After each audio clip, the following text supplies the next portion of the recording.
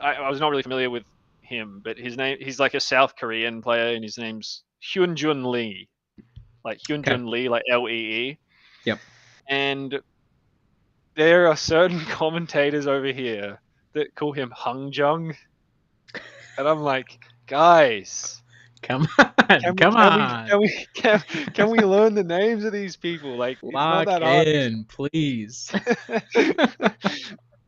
That's so Yeah, funny. so I feel like there's like, I don't know. I don't want to say Australians aren't cultured, but there are Australians who aren't cultured. It's a tough beat because you guys, I have to assume geographically are closer to Korea, South Korea, than we are.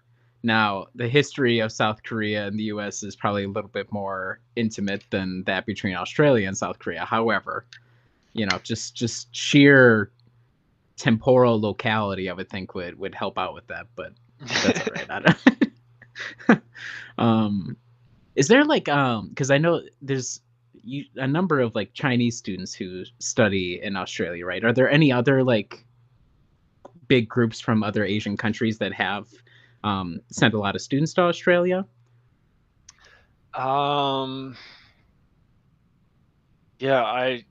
Yeah, I'm honestly not sure, but like, Okay.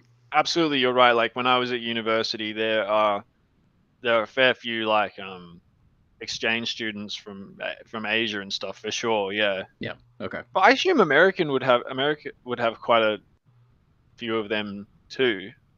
Oh yeah. I mean, Yeah, we have like at the University of Minnesota a lot of like Chinese exchange students, but kind of I mean from all over the place, not just China. I mean, there's actually I think a lot of Indonesian exchange students at the U. yeah. Not sure specifically why, if that's just how the program worked or whatever, but um, I remember it was actually interesting. One of the guys that was at the program, he had done, I don't know if he had done a semester or whatever in Australia, but he was originally from China, so he has the interesting accent of like a slight Chinese accent, but also Australian accent. So it's just like this amalgamation. I thought it was just very interesting. I was like, I didn't really. I mean, it makes sense. Like if you're, Yeah. it's like Europeans who learn British English rather than American English, and so like some of the spelling or some of the pronunciation is just inflected because of course you're going to learn English based off of whatever the nearest large English speaking country is, which is um, Australia for a Yeah. lot of Asian countries. So If you ever heard like Ben Simmons speak, it is the yeah. funniest thing ever. Like, he speaks literally half. It's like he sounds like half American, half Australian. It's so funny. But then like you'll get uh, like what's it like Dyson Daniels sounds 100% Australian, and his dad is American. So Yeah. I don't really know. Yeah. And what the hell is this I animation? was This gonna is say like I've never seen creeping this me the F before. out. I've never seen this. Whoa. I was like, is it October? I'm like, don't tell me I'm just doing winter again. Oh, interesting. So they said, well, we can't get Bobby out of these shots, so we're just gonna keep him in there, even though we won't see him for another 18 games or whatever it is that he's still got to serve his Holy suspension. moly! Yeah, it's still so many games that he's out. Yeah, that's gonna be a interesting situation. But hey, Although, I like, wanted to tell yeah, you real sorry. quick, we're live on YouTube. I got it to Oh, work. nice, We're doing it. It's nice. Yeah, yeah, happening yeah. live. So So I think I think there was some guide that Van put up, but did you look at that, or you just asked Morgan or whatever? no, it was last time Morgan was on. He was like, "Oh, you just have to start live on YouTube first, and then connect the stream, or then hit simulcast." So I just was doing it in Okay. the wrong order, so it's very simple to set up. Thank you to Van and Morgan. Yeah, Um, right. but now we're live on YouTube. So shout out to anybody who's watching on YouTube. I am not over there, but I have the chat open. So if for whatever reason you're watching on YouTube, feel free to leave a comment over there, and I may or may not see it in time to react properly to it. So The one thing that I'm watching for tonight is like how I'm not sure what are the Cavs. I'm not sure what the Cavs are on defense. So I haven't been able to check the preview yet. But uh, how can they like when people watch Boston, they always say like the analysis that I always hear is they're going to hit your pressure points. Like let's say you have 3 good defenders and 2 bad ones, they're going to expose the bad ones and make them work. I'm hoping the Bucks can do that with Mitchell and Garland, and we're not just trying to like go at Allen and Mobley banging our head against a brick wall all game, because that feels like you get diminishing returns. Giannis has clearly been working on his mid-range game in preparation for this game. He said, "Look, I'm too damn old to keep doing what I was doing previously." Looking here, the Cavs on the season, their defensive rating is 111.5, which is 1, 2, 3, 4, 5. That's 7th in the league, so they're 7th on That's actually offense. better, or lower than I thought. And they're obviously number 1 with the bullet offensively. I mean, 122.8, so they don't even have the best net rating. That's interesting. The Thunder have the best net rating, so obviously extremely good, like the best in the league offensively. I think their defensive rating though has dropped, like I want to say on Jackson's preview was they were like 10th or 13th over the last 5, so a little bit of a wobble. But obviously you don't get to, what are they, 53-10 or whatever. You're no slouch if you've only lost 10 games up until this point. You were not to be taken lightly. So Max Strus changed his hair. He's got like this flowing locks thing going now. I noticed. Let's take a look here. I hope we get another view of him. Like the headband with the kind of. Oh, interesting! Wow, his hair looks really soft. Yeah, it looks extremely soft. Okay, what conditioner is that man using? Max Strus, post your self-care routine, please. Many people are wondering. Oh. Okay, so I like these Cavs uniforms. Very simple, but I just like the colors. I do not like the fact that their sponsor is green and blue on there. It's stupid, but oh yeah. Okay, Jesus. Well, that's all right. That was like a tough shot. There's always sucks when they make a tough shot to start. You're like, a long night ahead. Since when do we have the playbot in the chat? Is that new? Yeah, I saw that last time and I thought it was annoying. So I tough shot for tough shot. I also think that it is annoying. So yeah, you can turn off the notifications for it. Yeah. Okay. So folks, if you're in the chat and you're annoyed by that, please feel free to close that, to mute it or whatever. Yeah. Oh, I don't want that. I'm not gonna put it at the top. Ah, you can highlight the comments. Oh, okay, a couple of tough shots to start. Interesting. Okay, so this is interesting. They've got Kuz guarding Mitchell. Okay.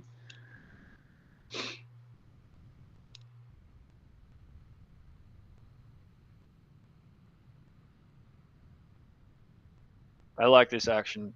Yep, yeah, nice. Okay, overthought it a little bit, but that's okay. TP. Ooh. I really like the way Giannis is playing with Dame so far.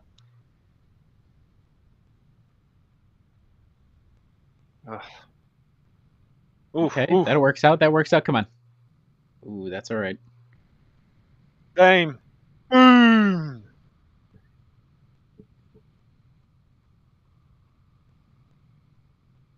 I just want to see like this game is not like all the other games, you know? Yeah. Like I want to see them. Oh, damn it! I want to see them like compete like on a different level tonight. Yeah, I mean these are the games that you, especially after a close loss like that last night, that you want to see a response. You want to see. This is like these are the marquee games that it feels like the NBA for some reason has lost the like total juice. Like a Sunday night Cavs Bucks game, 2 top Eastern teams, like easily the best team in the East versus like a team that's now on the rise, playing well over the last 10 games. I think they're 8-2, and you know, you want the teams to respond accordingly. You would like to see the competitiveness, and so far, I mean, throwing a couple of punches back and forth so far. Yeah. But yes, I agree that you just want to. Like if they are for real, they're gonna like compete with these teams. We have to show it in these types of games during the regular season. You don't want to go into the playoffs with the Bucks or 0 and whatever against the top 3 Yes. Eastern teams. If we can get one, give me one. Yes. That's all I'm looking for, please. Nice Oh, good cut by pass, Kuz. Giannis. Great pass. Yep. Giannis very in control of his game so far. I Very love in it. control. Did they switch or did they change the assignment on defense for Mitchell? Oh, that's a bummer. We'll see you next time down. Feels like this one, the Torian Prince as a guard, a little bit of a tall task guarding Darius Garland as a 6'7" wing forward guy. Okay, pass it out. All right, that's fine too. That'll go. Sure. Yeah, your ability to sort of guard ball screens is like. Oh. Okay, that was just bullshit. So what are we supposed to do? Yeah.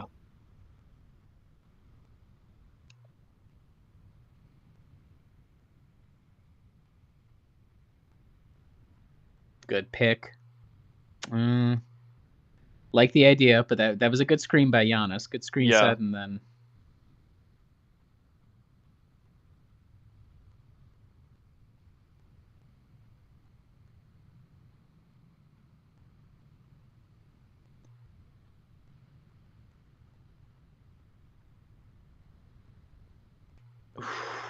That looked so good too. Yeah.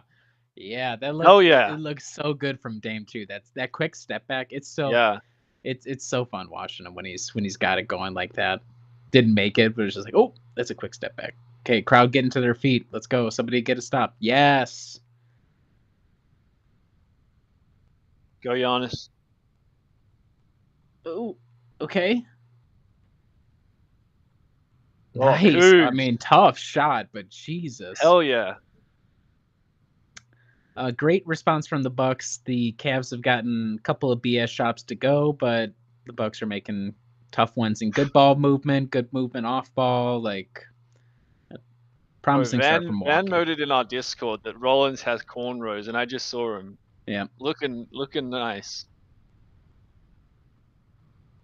Does that mean he's back in the rotation? Many are saying probably not. Many are saying. Many people are wondering, and many people are saying no. Have you watched the movie Like Mike before? I have not. No. Okay. There's this like, but the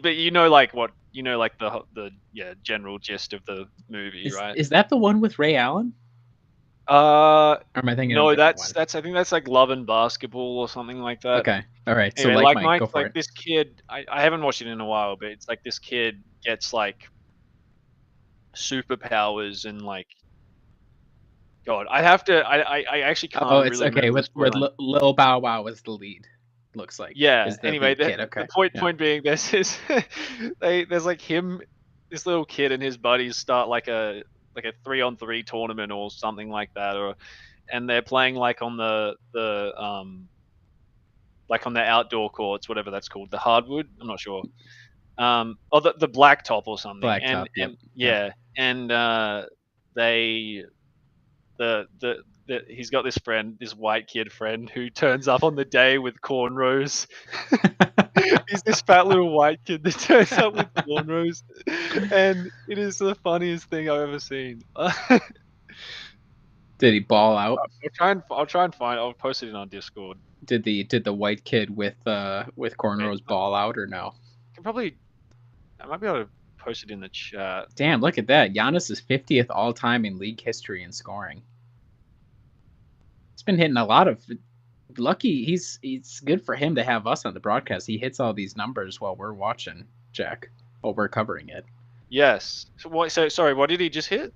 He's the 50th highest scoring amount in the league history. There's a better way to say that, but 50th overall. Dr. Dave. All right, I'll post this in the I'll post this in our Discord.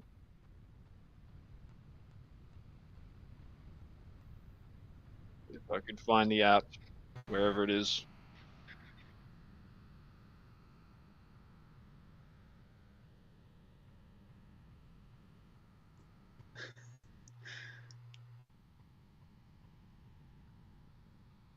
That guy's just blowing air in his cheeks. Fuck. Are you putting it in the the site server? Well, I don't.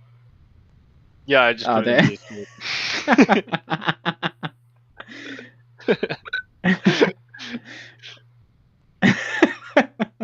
Iconic. Wow. Yo, where'd you get that picture of me from? What the fuck? What the fuck, Jack? Where'd you get that picture of me? Wow. Hey Riley, can you offer VIP? I think I'm the only one who can't offer VIP, but someone in the chat is asking for it. Let me take a look. I believe I can. Give me just a second while I remember how to do that. Boom, there you go. Devillonio? You should be good now. Let me know if you're not.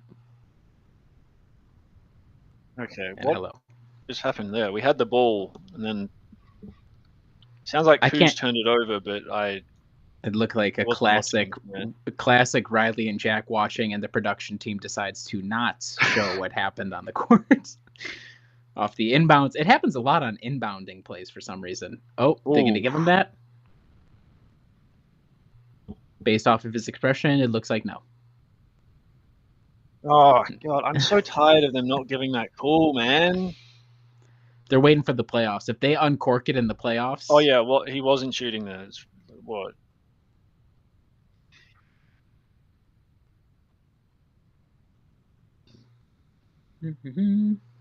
Okay, there's the... so that's what I'm talking about. I just, like, him against Allen, like, it's a tough matchup. It's tough. It's like tiring to score on him, you know? I can't believe they got him, like, for free in the Harden. They were, like, involved in the Harden deal to Brooklyn, and they just kind of got him just randomly. Insane. Yep.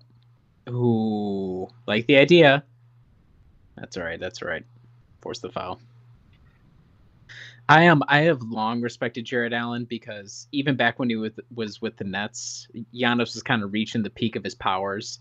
And it does not matter. Like, Jared Allen will go for the block no matter what. He gets posterized a lot because of it, or at least he did in the past. But I salute the hell out of any big man who says, I'm just going to stand in here and see if I can stop it. Like, that was his thing. Yeah, I think you just said this, but that was his thing with the Nets. Yes, like, he just absolutely went for everything. Yep. Claxton kind of stepped into that same role once Allen left. Not to the same extent, but there were moments with Claxton I was like, all right, he's just going to try and stand in there and stop it. And if it goes poorly, it goes poorly. Yeah. All right.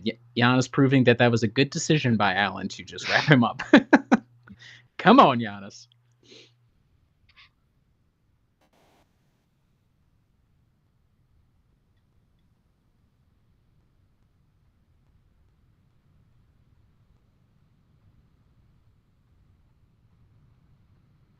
There we go. I just wanted to know real quick that it looked like Kyle Kuzma's shorts were abnormally long. Like, just really, look really long.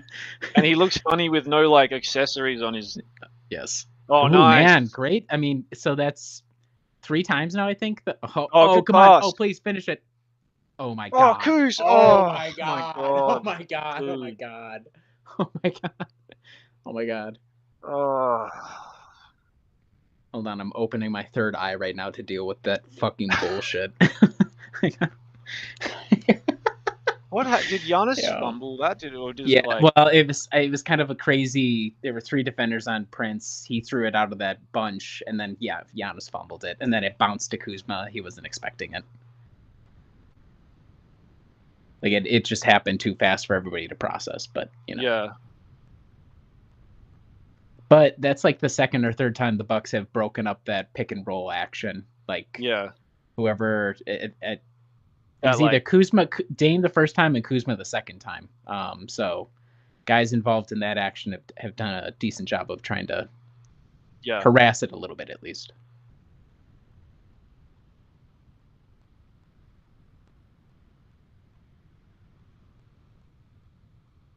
Okay, so green on for Kuzma. Make it. Come on. Nope.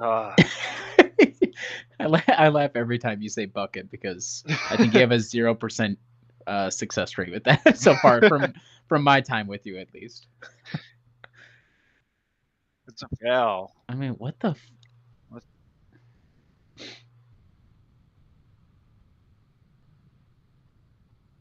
Oh, Giannis. Oh. Oof. Go post, Giannis. Go post, Giannis. Oh, AJ. Oh.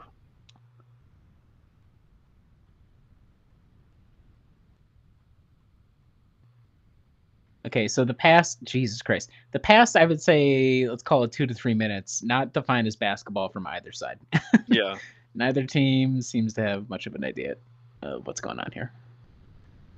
Hold on, is that what's his face? Not Darius Garland. Who's the other guy they were just showing? Is that DeAndre Hunter? Is DeAndre Hunter a yeah, Cav? he's on the Hawks, the Cavs now. Yeah. What? Since when? Hold on, they got him. I know he's sort of a iffy-ish. Oh, come on, some of these teams got to go. Got to get one of these to go down. The Hawks got rid of him. Why? Is he bad? No, it was one of the most. It was one of the most confounding trades. That was made. The Hawks basically gave him away. So if the Luka trade didn't happen, people would be like, "Oh no! Oh my God! What was that?" Okay. Okay, sure. We did it about as hard as we could. You could make it more challenging. Sustainable offense, sure. Riley. Sustainable offense. Yeah. Just have Giannis. Damn it. Corner three. Now it's psych, and then he's just gonna post walk his way all the way in, and then do a fadeaway jumper. Why does he never get that call? He was shooting it.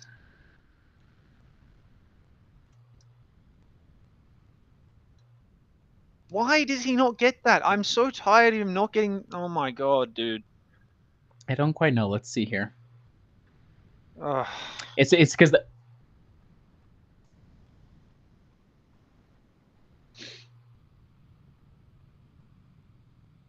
how many fouls do they? I love the ESPN. The Chiron that provides you. Yeah, it doesn't provide. It does not have timeouts nor foul counts. They said, "Don't worry about those details.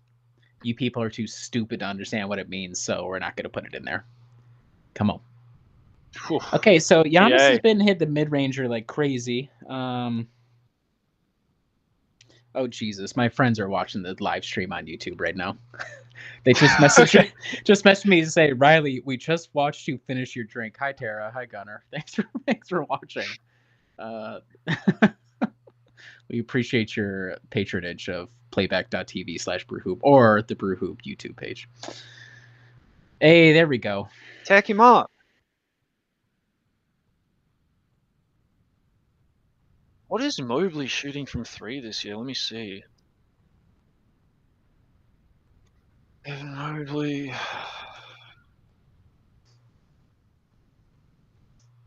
He's shooting 36%. He's 2 of 2 so far.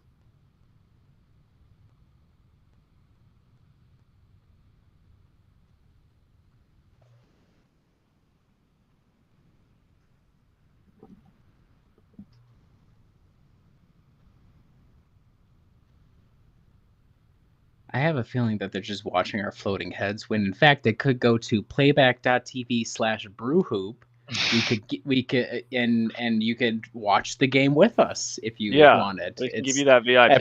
It provides a little bit more context as to what exactly is happening on the court. Yeah, not just our faces.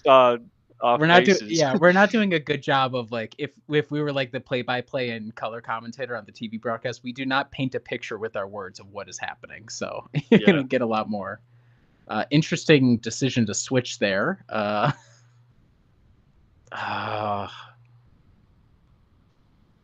It was a little nonsensical. I don't understand why they switched Dame onto Mobley in the post, but sure, whatever. Yeah. Ooh, good finish. Wow. He's taken some bloody contact so far. Mm-hmm.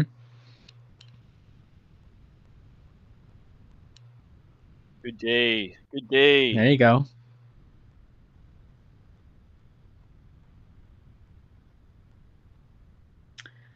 Yep. Cavs have done a good job in transition. They've pretty much shut down every Bucks opportunity besides like a couple of AJ Green pull-up jumpers, which just kind of happened out of the blue. So credit to them. They haven't really given up. I mean, I don't have the numbers up in front of me, but they haven't really given up a lot of fast break points, doesn't seem. Tough shot. Really tough shot. Good coverage by not the best look Sam Merrill.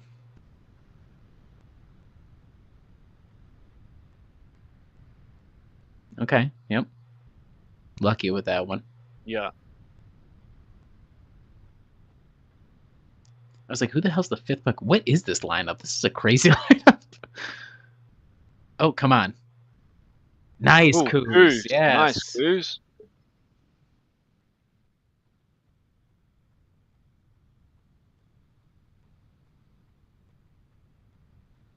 I get real nervous. Dame and Green next to each other defending on the perimeter. I get so nervous about that. Good D, Dame. Yeah, that was great. Like, force in no just an isolation opportunity, no foul. That made Mitchell kind of do a tough shot from the elbow. Ooh! Oh, that's try Sims, almost Sims. I thought that might have been a rebounding foul. Like he pushed him, maybe. Hey guys, let's box that guy out. Somebody get in there. I know it kind of happened fast, but yeah, I don't know about that lineup, but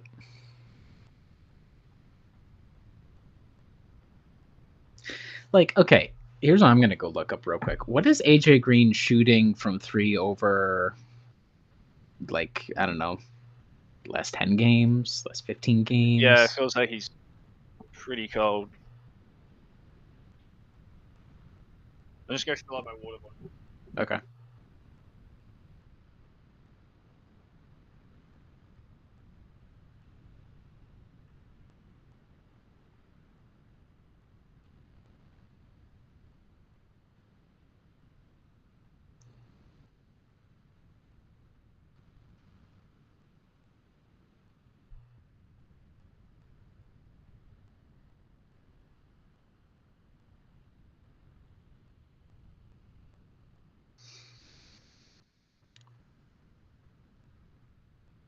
Now people are watching me message the people who are watching the stream. So this is streamception we have going on right now.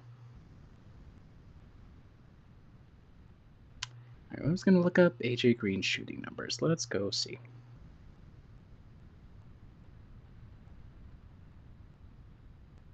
Can we just skip to it? Yep, here we go. All right, AJ, where are you at with your shooting numbers? Let's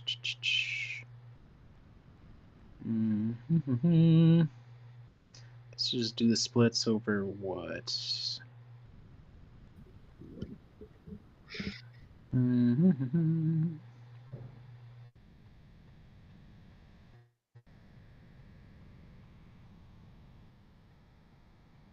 Season seconds. Here we go. All right, so over the last, let's just say the last 15 for Green. Okay, he's shooting 38% from 3 over the last 15. That's better than I would have expected. So. He's shooting what? He's shooting 38% from 3 over the last 15. And actually, over the last 10, he's shooting even better. So, I'm going to. There you go. Chalk that up to whatever fallacy of I'm just watching it now. Oh my god, he missed 2 threes. Stop shooting.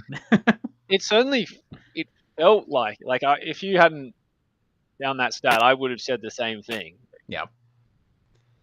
I think it's probably a function of he did have a good start to the season. He seemed a little hot and cold at times, and also the defensive stuff is kind of like if he had really great defense, then you kind of make up for it. It'd be like, oh, look at his whole game. But since the defense has had moments, you're like, huh, and then just all offense. And if he's unfortunately the unbearable weight of expectations means if he misses a three, I go, what the fuck?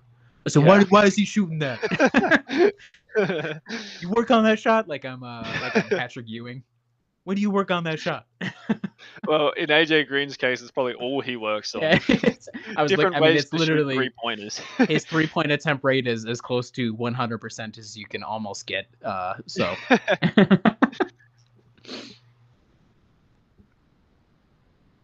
Okay. I was like, why the hell are they showing that stat? It's none of them are, but what's his face with the Cavs? Yeah. So why they're in a can't I zone remember? now. Yep. Just need someone in the middle.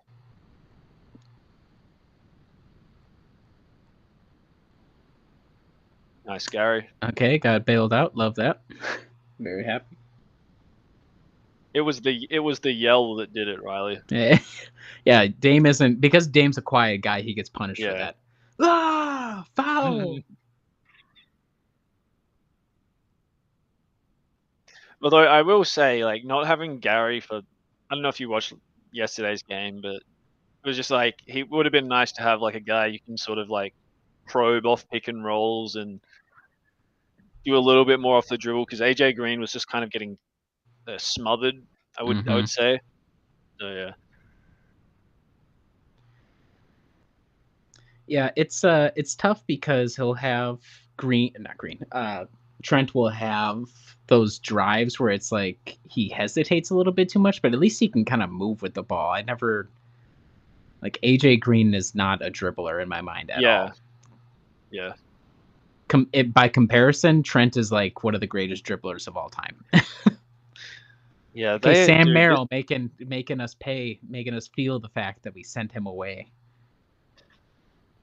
Nice step back. Nice rebound by Sims. I mean, we were talking nice shot. We were talking on, what was it? What day was it? The Wednesday game against the Hawks. They're not against Hawks. Sorry, against the Mavs. I'm like getting all my dates mixed up right now. About Sims is like, he's such a no nonsense rebounder, and how long it's been since we had a guy who would just go in and just battle for rebounds in a very physical way, and that was an example of it right there. Holy crap! Yeah. Yeah, dude, I gotta say, this Cavs team is, I mean, they've done a good job building this team. I mean, like, Sam Merrill, like he just, I'm not gonna say I hate on the Bucks for letting him go. I mean, I believe he was on like another 2 teams after the Bucks, and then he found his way to the Cavs. But like, you cannot leave him. And then when you've got like Mitchell and Garland, your inclination is to like leave them to help, and it's just like, God, man, they're tough to guard, man. And Mitchell and Garland are so good with the ball in their hands, and then they have here's 2 big men that we can alternate, stack at the same time. And one now of them can space Mobley the floor. is hitting threes. Yep. It's like, what? Yeah. How the hell do you even guard these guys? Yep. Yeah, it's Sam Merrill. I mean, so he was 24 whole ass years old when the Bucks drafted him, which is amazing. Holy crap, that's like 6 years in college. I can't remember actually if he yeah, so he was Mr. Irrelevant. He was the last overall pick. The Bucks got him in like a trade with the Pelicans or whatever. He played 30 games, and he was the guy who made the 3 when the Bucks set the record for most threes in a game against the Heat, when TNT infamously switched the broadcast to some irrelevant fucking Mavs game. Jesus Christ, still mad about that. Then he got traded to the Grizzlies as part of the Grayson Allen trade. Played 6 games there, so didn't do a lot. Ended up in Cleveland. I don't know if it was a trade or not. Played 5 games. And then the year after that, last season, played 61 games. So credit to the guy for keeping plugging away. Yeah. It's to be the 60th overall pick, and he's 28, so he's an old rookie, but to be able to craft any sort of career out of that is great for him. So shout out to that guy. I'm looking at their it seems like Isaac Okoro is just not part of not their playing. plans anymore. Like Yeah. I don't know. Like it's not like it seems like DeAndre Hunter might have just taken his spot. Yeah, Was a Okoro name thrown around like, oh, he'd be an interesting if you could get him. yeah. The idea of Okoro, I think, has always been better than the Reality. reality of Okoro. Yeah. But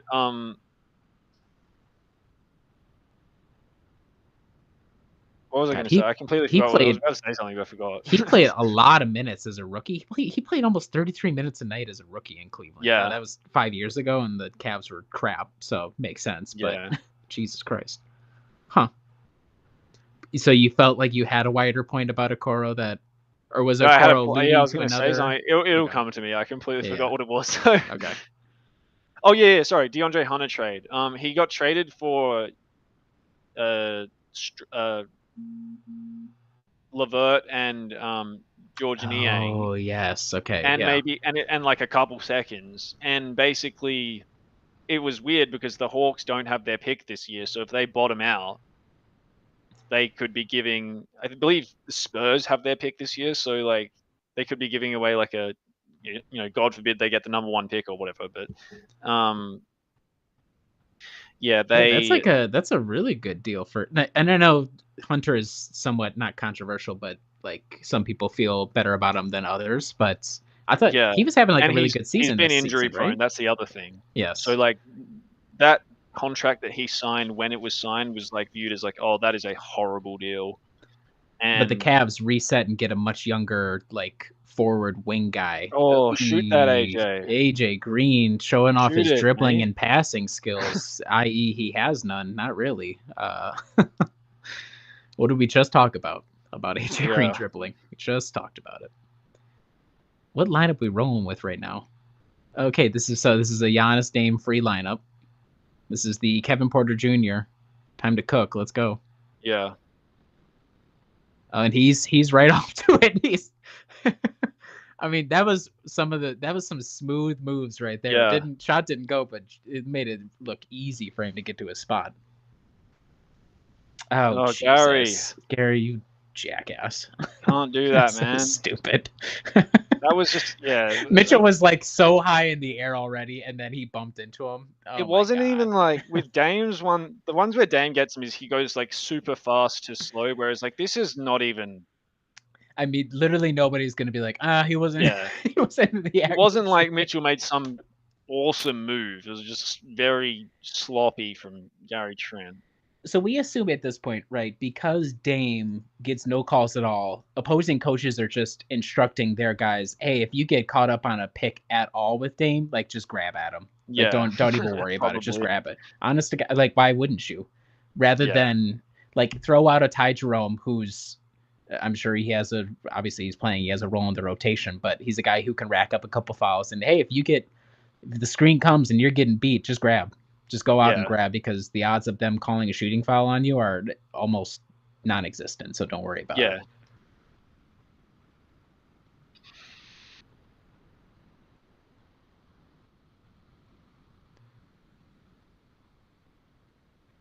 This is such a funny lineup because it's the three rotation guys from the trade deadline.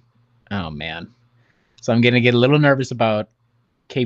KBJ falling a little bit in love with the shot. Now there was not a lot of off-ball Well, motion yeah. for him to work I with, don't but blame him for that because everyone walked away from him. They were just uh-huh. like, "All right, you got it." Yeah, clear out. He's got it. Oh, Okay. what are you Well, guys? he Come on. thought Kuzma was going to be there, and Kuzma was not there. Now you should probably look to make sure that guy is or is not there. Op.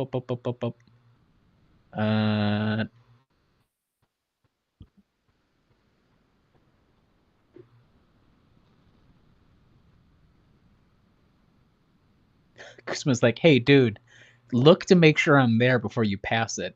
He's Yeah. like, I know what you're trying to do, but just make sure I'm like actually there, please. Who the hell is this white guy? That's Dean Wade. He's actually pretty good. Like it's they Okay. unearthed another good player Yeah. somehow. Yeah. No. That's all right. That's all right. Here we go. If they gave him that call, I would have. Yeah, Yeah. that would have been ugly. Kuz, Okay, slow down, mate. little too much Kuz, a little Oh too my god. much That's what I mean. Kev. Like We got that's not yeah, him. He needs. yeah. That's like. Get the rebound. Okay, off. I was like, come on. Like Kuz needs to catch it off like, like off a tilted defense where the defense is like slightly out of position and he can go, but him sort of initiating, trying to tilt to the defense does not work. Especially, I mean, he was out of control halfway. He wasn't even at the halfway line, and he was already out of control. And he said, "I guess I'll just keep trucking." Yeah. Like, okay. just pull up. You're all right. You got the rest of the possession to go.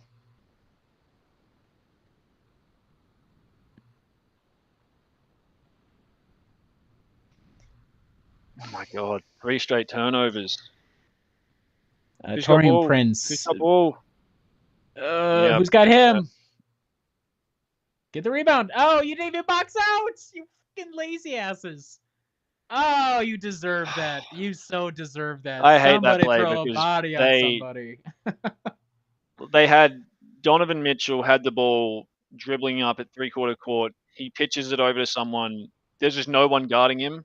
And 2 players run to that guy, give it straight back to Mitchell. Like these basic defensive transition errors we seem to have like all the time, where it's literally like that man with the ball, someone should guard him. Yep. Maybe just one guy, and they just somehow have no ability to like match up. It's just really weird. Hey, you know who might be a nice little change of pace defensively? You ever heard of a guy named Ryan Rollins? Worth a shot, man. Like, team's not nearly far enough out of it to justify, but I'm curious, like, well, we're talking about lineups, so do you think the Torian Prince as starting 2 guard, is that just here to stay? Seems like it, right? Like, I don't know what the change is going to be. After his game yesterday, it seems like that's going to be what we're doing. Like, yeah. I don't love it. The team has gone 8-2 in the last 10 games, so it's not like the team has been suffering or anything. It's that thing of like, it makes you squirmish when you're like, is this gonna work? Yeah, you just wonder each time stylistically. You're like, okay, so now he's guarding this guard. Yeah, how's that going to work? It's like he shouldn't be able to guard him, but let's hope he can. Sort of. But yeah, I mean, I should say I should give him and the team credit. I mean, I feel like over this kind of last 10 games or so, they have, like, it might not be Torian shutting the guy down, but at least he's sending him in the correct direction. Yep. And they're kind of, because basketball, like, like playing defense at professional basketball is all about team defense anyway. Yep, it's very easy to get locked in can this guy shut down this guy? Yes. And that is a component of it, but yes, it's so much about, like, I always think about it as you're buying time. Like, you're sending a guy in the right direction, and you're buying time for the rest of the team to help essentially set up whatever action needs to be to shut that down. And he does that. Yeah. I also wanted to mention, like, I believe they've turned the ball over the last 3 times down, and that's sort of been a product of guys not, like, for example, like they weren't really turning the ball over when Dame and Giannis and stuff were on the court, but like it's like Torian tries to rip baseline and he can't really dribble like that, and then it's like Kuz tries to do something he's overtaxed to do, and so like they just have to be careful how they try and attack with this particular unit out there, because they don't have like a third guy really when they off the court. So. Yep, agreed. I almost wonder if it's lineups like that where it's like, oh, if you have Bobby, at least it's not the prettiest offense, but it's an more it's an option. It's slightly, you're not asking guys to make a lot of decisions because Bobby's going to make the decision for himself when he wants to shoot the ball. So they put Giannis back out there though. Giannis so here we go. There you go. Yep. 7-point deficit. Obviously ton of time left. You'd like to just keep contact here. Yep, that's a good start. And that's a good start. That was a tough shot with that guy sort of on his right shoulder. Yep. Get under that. Nice. Good, Oh, Giannis. Gary. Yes. Come on. Yep. Good, Yes. good. Yet another fast break. The Cavs doing a great job defensively. What the F? Okay. Somebody give him another option? Anybody? All right, go set him a screen. Go. No, fuck it. Whatever. Sure. Okay. I don't know about that. Yeah. No, come on. What did he do wrong there? That's like superstar cool. That's like run into someone and throw your head up and complain that you got fouled. Here you go. Check this out, Jack. How's my head tilt for? Yeah. Pretty good, right? I could be in the league. What I'm saying is I could be in the league. Yeah.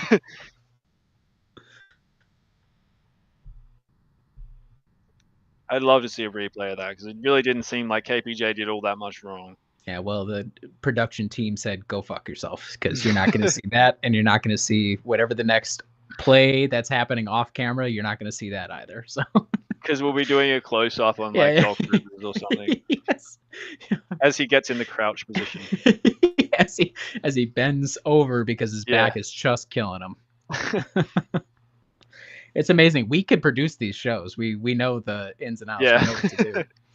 Okay, you hope Giannis is able to cook Dean Wade. I know you're saying he's a good player. I pray Giannis can make this work. Oh, he's a good offensive player. He's not great defensively. I mean, he's probably better than... Come on. Oh, my God.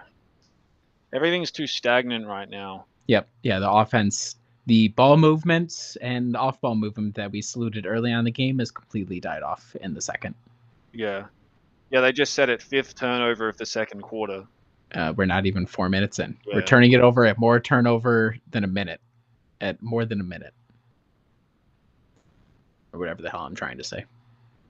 Giannis has to throw his arm. He has to try and corral a little bit more there. He kind of stayed crouched rather than... See, this team, like, you have to come out so focused against them. Yep. Yeah, I mean, that was almost a 6 right there. Come on, pay it. On. Oh! That's all right. God, we just need one to go down. Yep. I mean, the Bucks look very, and this could be probably a function of the back-to-back, but they look super out of sorts this second quarter. That was a really about as bad of a first 4.5 minutes as you could have, given that. And it's an 11-point game, but that was just a bad sequence after bad sequence after bad sequence. Nothing about that was good. Yeah, dude, I don't know, like, if you can play... You just can't go with... I know, like, the minutes limits is probably impacting this, but, like that first 3 minutes of this quarter just killed them. Mm-hmm. They couldn't even get a good shot up. Like, and I just don't know if you can go without Giannis or Dame, if you can not play those two. It's tough because they've had those moments where Porter has had moments of brilliance, but we're talking about the Cavs are just a whole different. Cavs are not on a back-to-back.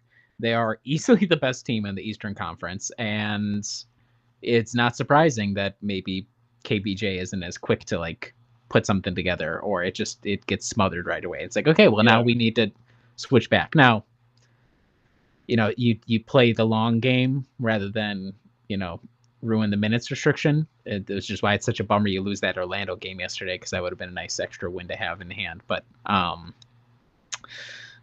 are tough. I don't know what to say. Cavs are really tough. Yeah, it's like you wonder, could they have done something like get Giannis out early, or get one of the two out early? I mean, technically, it would be nice if you could play both of them 48 minutes, but can you wrangle it so it's one of them is on the court start of the second quarter, whatever it is? I don't know. It's tough, though. It's like you fix one problem and then another arises. It's like, what's that game? Whack-a-mole? Yep. For real. You plug one hole in the ship and then another leak springs. You're like, God damn. What is this? They're just playing clips and you just need to notice the...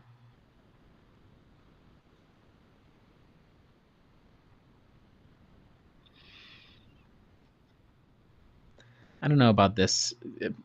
Morgan, if you're in the chat, go ahead and give us some feedback on this timeout entertainment. Oh, I the don't think it's Wisconsin Herd just they won their 5th in a row, but also they've gone 3-0 on this West Coast road trip. You've been watching a little bit more of them. Anything of real notes from any of the players? Obviously, AJ Johnson was the great hope. Yeah, but I these don't know if games where no Bucks players are playing are like a bummer. so boring. Yeah. Like Yeah. I mean, to be honest, all 3 of them since no players have been playing have been not on YouTube anyway, so I haven't had to watch it. But like, there's almost no point in watching. It's to me, that's like the next, and I don't really know how they do it because every NBA team, even the really crappy ones, have their core, like, let's say at most 10 guys that they'll play most nights. So Yeah. having a developmental team where even if they made it more flexible for guys who are promising G Leaguers to come up for like a brief assignment or whatever, not even just a 2-way, but if they expanded it where you could come on up, the number of opportunities they would have in the league outside of the truly awful teams are so limited. Yeah. That it's tough because it's like, oh well, you could watch the Herd and they have these guys who are more or less super deep bench players, but you and I both know the odds of any of those. Holy crap! Nice lob, great finish. The odds of one of those guys making a breakthrough and making any sort of appearance is nil because you have to have a 2-way. There are 3 of those, but Yeah. So that's what I think. They need to find a way if they, and I don't think they really care about viewership numbers for the G League, but if that was something that they cared about, did Brooke really lose that battle to Darius Garland? Dude, really I was thinking the same thing. Like, Brooke just lost a jumping battle to Darius Garland. His one arm was like stuck to it. Why didn't you?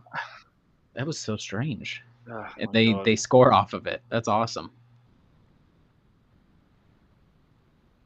Oh, Jared Allen with a 3-second call. Nice. Why does he loves?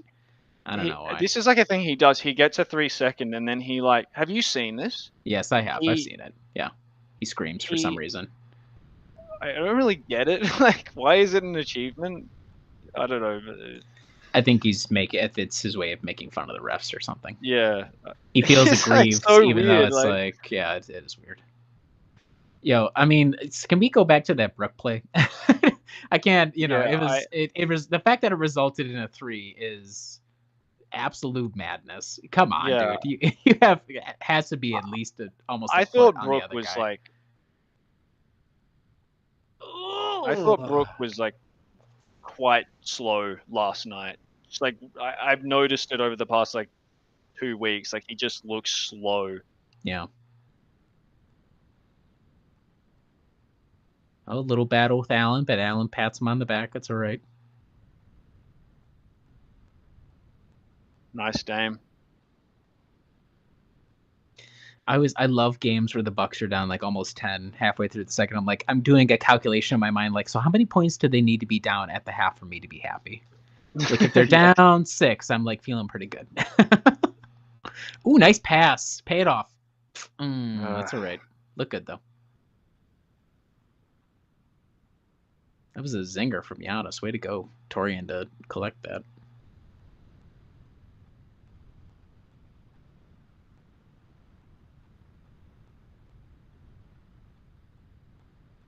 Yeah, how did that switch happen? How did Dame get stuck with having to guard? Weird.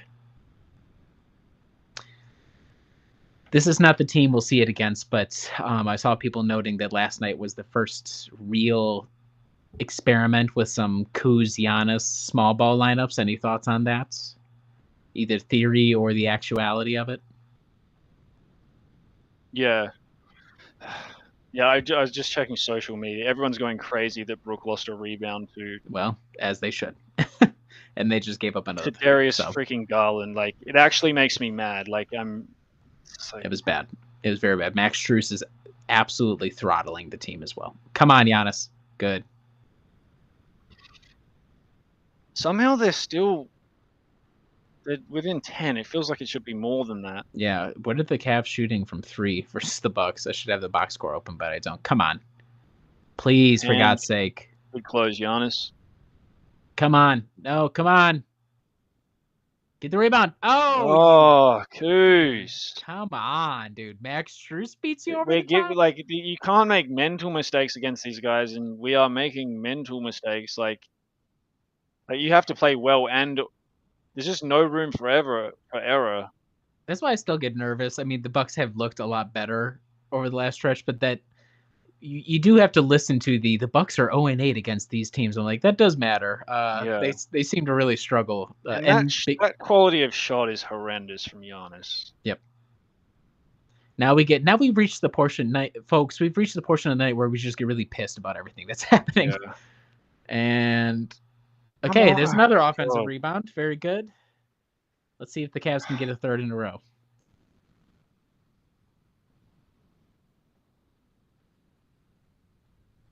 Brooke, gotta move. Yo, they're getting lit the fuck up right now. This is not a good situation. Cavs are 10 of 21 from 3. Bucks are 4 of 13. That checks out. The math would seem to say that checks out. The Cavs have I mean, so long as Dean Wade is out there, Giannis will go right on, which is good. But Yeah. you got to start getting some fucking stops and rebounds, for God's sake. And nobody's looking. Nobody was looking. Not a single person. Brooke and Giannis both were looking the opposite direction. What the fuck? Yo.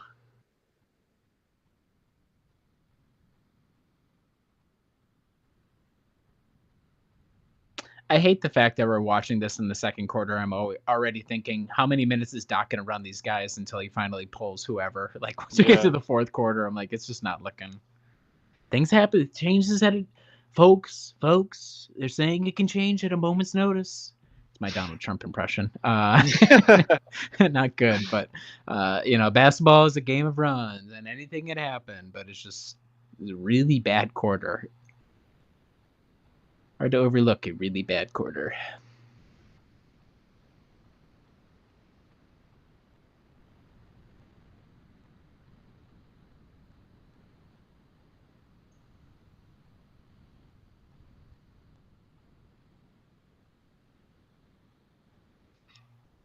By the way, your comment about the Hawks broadcasting team being an absolute snooze fest. Oh my God.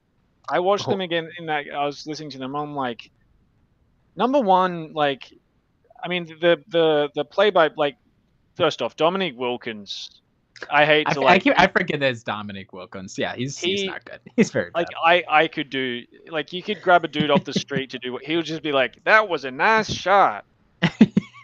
And I'm like, damn, your Dominique Wilkins is pretty good. Keep working it. You have a future. Yeah, he offers basically nothing in the way of, like. There we go, Brooke. We're back. He offers, like, nothing in the way of analysis. Like, literally zero. He just says, like, stuff that anyone could say. Like, well, that was bad defense.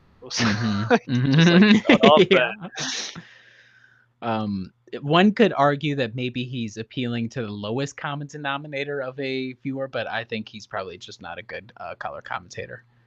What? And that might have been off them. There are worse things to do with your color commentator position than give it to a franchise legend. So I don't criticize the Hawks for that, but that does make it a tough hang for non-Hawks fans. But you have to have something. Like, you have to be at least somewhat good at the job, you know? Yep. Well, we're dialing up Wes Matthews to replace Steve Novak or whoever. And he was really good. Did you listen? I did not get a chance to listen, no. He's like a natural at it, to be honest. Like, he's pretty good. He's a very eloquent guy, so that doesn't surprise me. He also seems like a very emotionally monotone guy. So it would be, come on. Oh my God. Oh my God, Giannis, you just ran right past it, mate. Giannis was leaking out thinking that Prince would grab the ball, and Prince couldn't grab the ball, and it's just.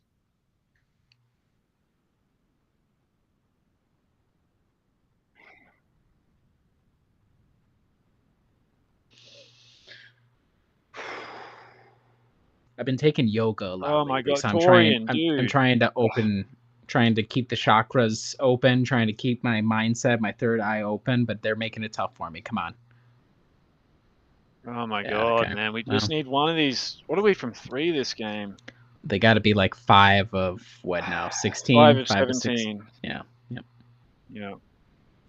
Okay, finish strong, fellas. Try to keep it 10. Good block by Brooke. Way to get the rebound too. That's the quickest I've seen Brooke move in years. Sorry, Brooke. We're really, you know what? Honest to God, we're gonna pay that guy another 2-year, $50 million deal this offseason. Just be ready for that. I swear to God. Nice. There we go. We But just need a like. I have no clue how this game is still like. It feels like it should be 20 points, and it's which is good for us. We just need to get some stops. I was gonna say I have a feeling we might get there. Yeah. It feels like we're fighting against the tide right now a little bit. Okay, good. Okay, Cavs have gone a little bit colder from 3 the past couple of possessions.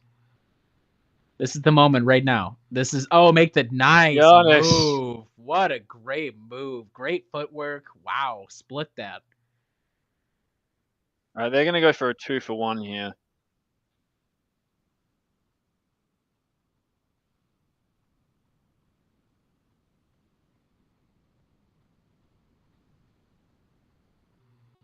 Yep. Get the rebound. Oh, they actually did it. Do your own 2-for-1. They bug it. I'll shoot 2. Yeah, this is the much smarter play. Yep. Oh, come on. Oh my god, man. We can't keep. Can I get a replay on that production crew? No, it doesn't look like it. We can't keep doing this. Especially now that somebody's checking in and we have time to do it. Nope, we're not gonna. No, here's Dame. Now they're gonna miss the inbounds too. Check this out. Oh, they didn't miss it. Shout out to the production crew. Their game is improving as we go. Yeah, that was obviously frustrating. What a way to end the half. Oh shit. Shit. Oh shit. Oh, Giannis, overhelp. Oh shit. Rebound. Oh, Somebody. my God. Oh, nice. Good.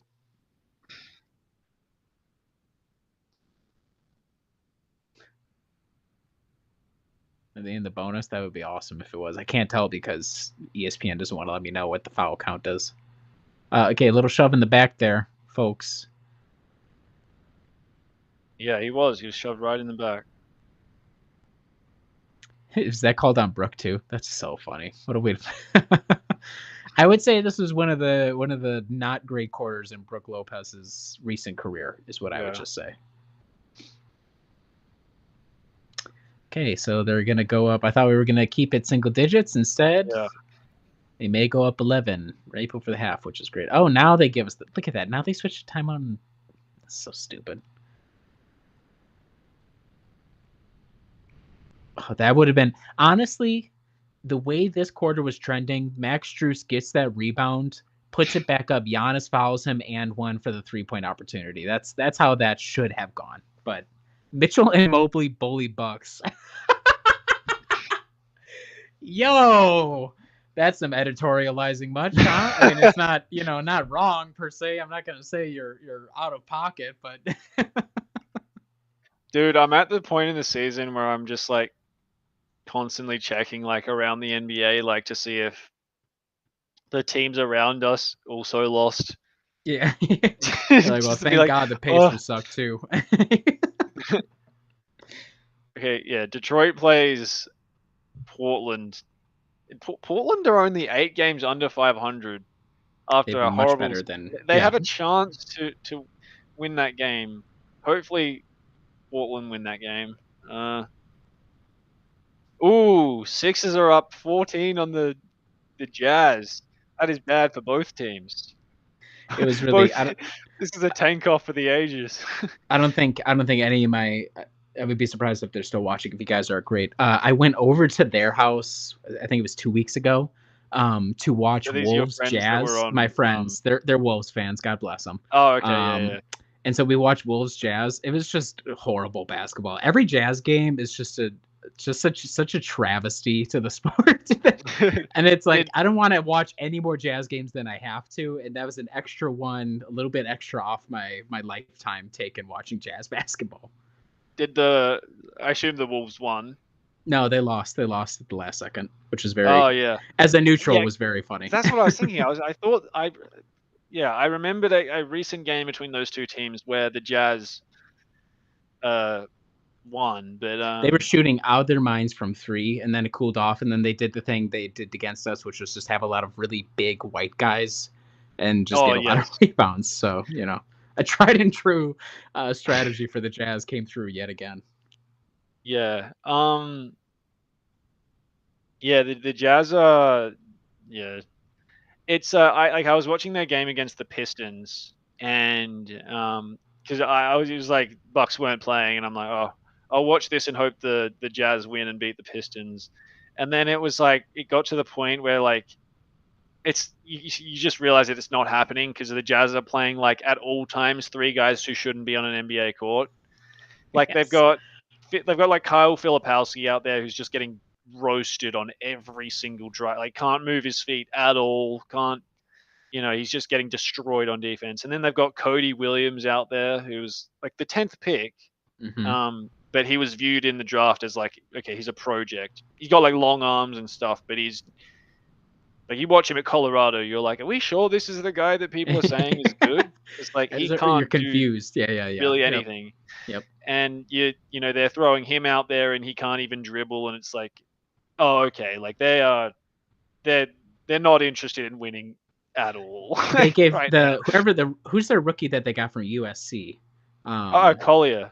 Yeah, they gave him a green light. I don't think his percentages are great, but they're just like, fuck it, shoot as much Yeah. as you want. It's like, okay, yep, that's fine. funny thing Colin about Sexton's out him- there just going crazy, just running all the Yeah. time. Yeah. Then that's the thing. Like Colin Sexton is like the only competent player on the court for them nowadays. I mean, I'm not sure. Lowry has been out for like the past however many weeks with probably a fake injury. Let's Yes, be honest. I was gonna say let's level set. It's not real. Whatever it is, he Yeah. could play if he needed to, do or die. He could play right now if he needed. But I still mean, a it's little kind sore. of funny with the Jazz. They were technically like they've been in a 3-year rebuild, but they've started like they started last season 26-26, Mm-hmm. and so Yeah, they were what the they've whole had, like, wow, what's going on with the Jazz, and then they just yeah, completely fell off the map. and like the year before that was when they still had like Mike Conley, I want to say, and then they For traded, halfway, yep, and then they traded yeah, him at the deadline. Yep. yeah, and so but this year it's been like no, we are going full tank mode from from game one, like we're not going to give up a chance at Cooper Flag because we want to get like the 11th seed in the East and be respectable in the West and be respectable or whatever. Yeah.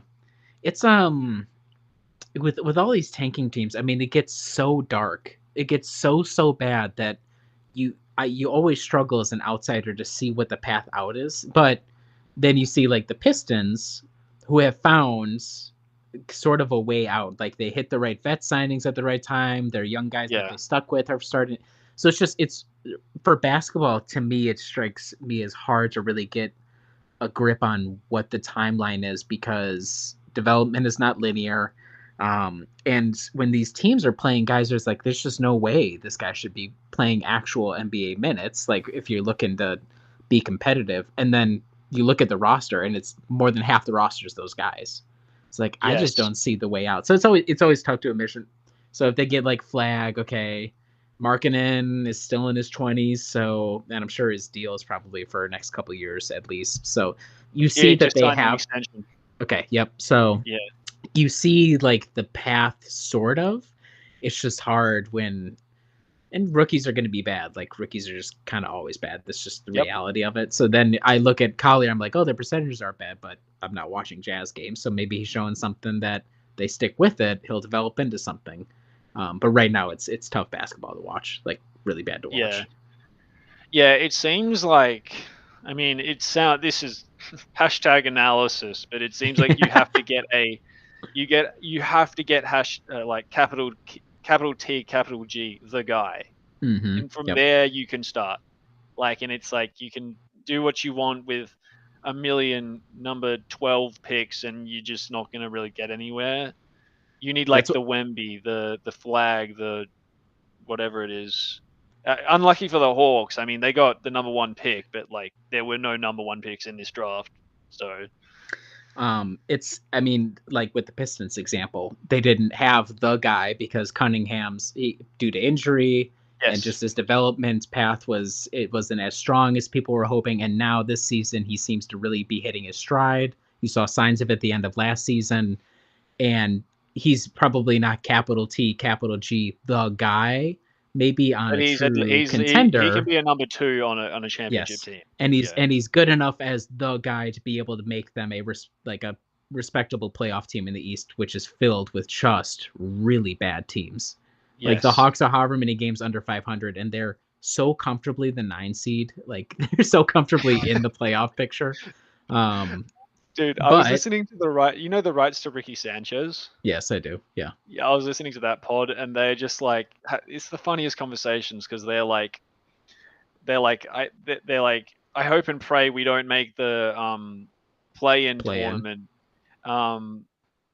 And they're like, okay, like the Bulls are like 5 games in front of us, but like, are we sure we're not going to make the play-in tournament by accident? It's like such a sad state of affairs of this conference right now. It's the fact that the Sixers could, in theory, still make it is just horrible. What is I'd their record, bro? Let me see. Standings. Here we go. The idea of the play-in is interesting, but They're 21 and 41. yeah, you'll get seasons like this where it's just quite obviously those teams are not deserving of being in the playoff mix whatsoever. Yeah.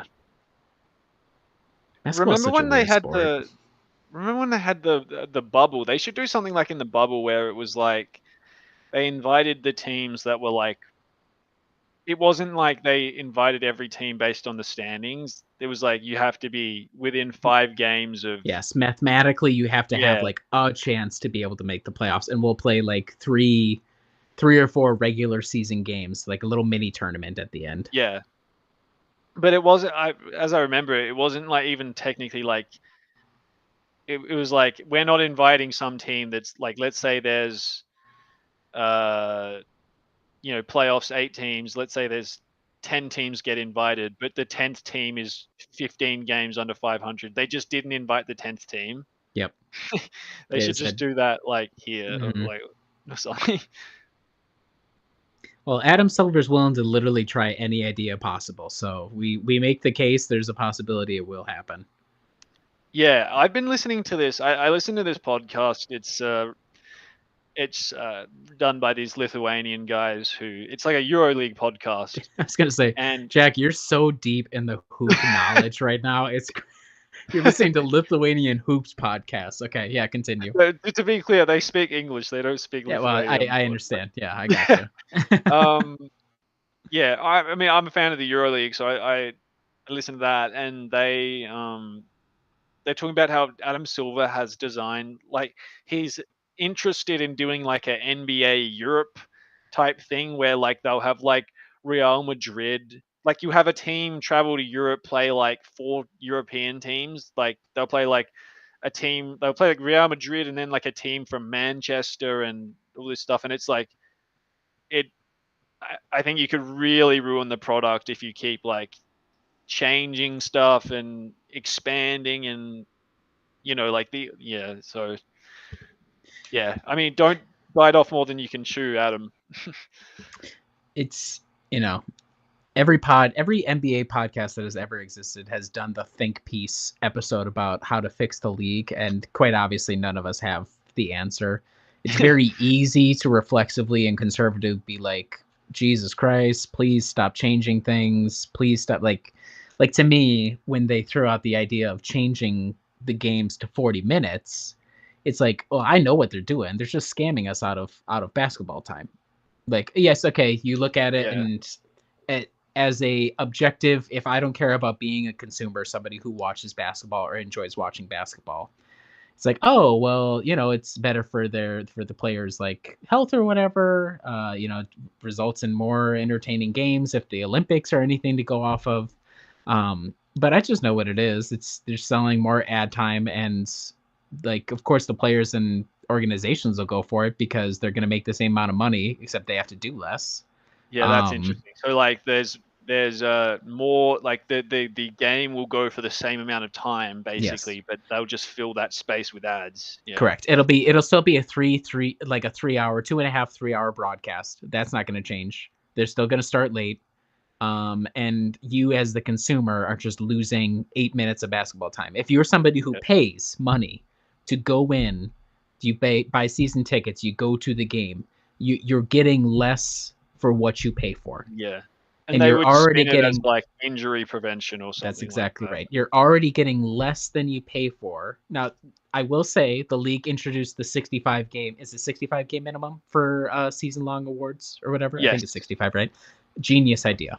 Genius idea, because it's pushing a lot of these guys to play a lot more, and I think that's a great. So it's not like every idea is a bad idea, um, but stuff like that, I'm like, I don't think the NBA has been its own thing for so long. Like, it is the premier league, and I understand that the Olympics was very exciting, but I worry about them trying to import something that has developed separate from the NBA and be like, well, what if we just threw it in the league? Probably Yes. that would work. It'd be like when they did the Elam ending in the All-Star game that one time, and then they went away from it for some Yes. reason. They don't even stick with the ideas, which is what's so strange about it. So Yes, I don't and know. when they did the Elam ending, yeah, I'm not sure if they did it for 1 or 2 seasons. I remember the one where I believe it was the All-Star game in Toronto, and that was like the Kobe year, Yes, I the Kobe remember, year. and they Yep. did 24 points above the whatever score after three-quarter time too, and that was the best All-Star game I've ever watched. Like, it Yes. was Giannis, LeBron, and they were all just like they were all going so hard. I was like, "Okay, Giannis, like, maybe chill out just 10% here," but, Uh huh. um yeah, it was, the best All-Star game I've ever seen. I think there are ways to keep improving the products. Um, it's just some of the ideas are a little zany, and so that's why I'm always curious what they do with the G League, because that's obviously their testing grounds for all the changes. It's like, oh, when the G League changes to 40-minute games, you'll know that something's brewing for sure. Um, Yeah. Something legit. I know the league, they trademarked. I think they already had it, but they either renewed or something like an NBA Europe trademark. So I'm curious if they're gonna. Wasn't there an article about them trying to start their own league or start their own teams there or something? Because your idea was, what you were saying is that they would take an NBA team from the States and they would do like a tour abroad to go play. Yeah, something like Yeah. that. Honestly, I don't it sound from the podcast, it didn't sound like Adam Silver had it sorted out either. It was just, Yeah. like, concepts of a plan sort of thing. It's interesting. The thing that I hate, and so I watch MLS, which is the American Soccer League, and they have this thing with the Mexican Soccer League called Leagues Cup, and it's an interesting idea. It used to be every single team in both leagues would participate. Now they've kind of narrowed it down to the best teams in each league. But the worst part of it, in my opinion, is all the games happen in the States. There are Yeah. no American team has to go and feel the pressure of playing. You have to travel to Mexico. You're in Mexico City playing like some giants of a team against like crazy fan base or whatever. And so Yes. I dislike that. And so if the American team has to go abroad and play, okay, that's one thing. I would hate it if it's like, well, let's just force the French team, the English team, the Spanish team to come here and they just have to play away every single time. I think that would be stupid. Yeah. So Dude, one of the best things about EuroLeague is the environments and the way they differ between stadiums. Like, yes. and with the NBA, it's very cookie cutter, like it's all the Hmm. same sort of thing. But with Yep. Europe, like, and that's what differentiates college basketball for what it is the the student sections and stuff, and that's why Yes. people still watch. Like, I was watching Duke, North Carolina yesterday, and like they're waving the towels and stuff, and it's just like it's very different from the NBA, and that's like something that college basketball should never give away. Yep. Yep. I agree. Well, let's see if the Bucks can rally the troops here, make something happen in the second half. Come on, Brooke. Not the most amazing start, but whatever. Oh my god. It looks like they got lost on defense there, the very first Yeah. possession. So, all right. So is this going to be one of those third quarters? We're wondering. People are wondering.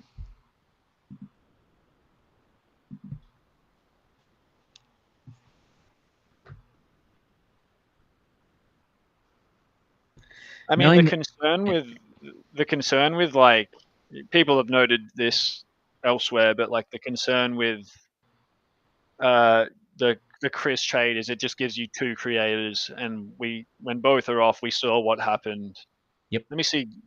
I'm not sure the plus minus numbers will tell us much, but yeah. They'll tell you that Kevin Porter Jr.'s numbers do not look great.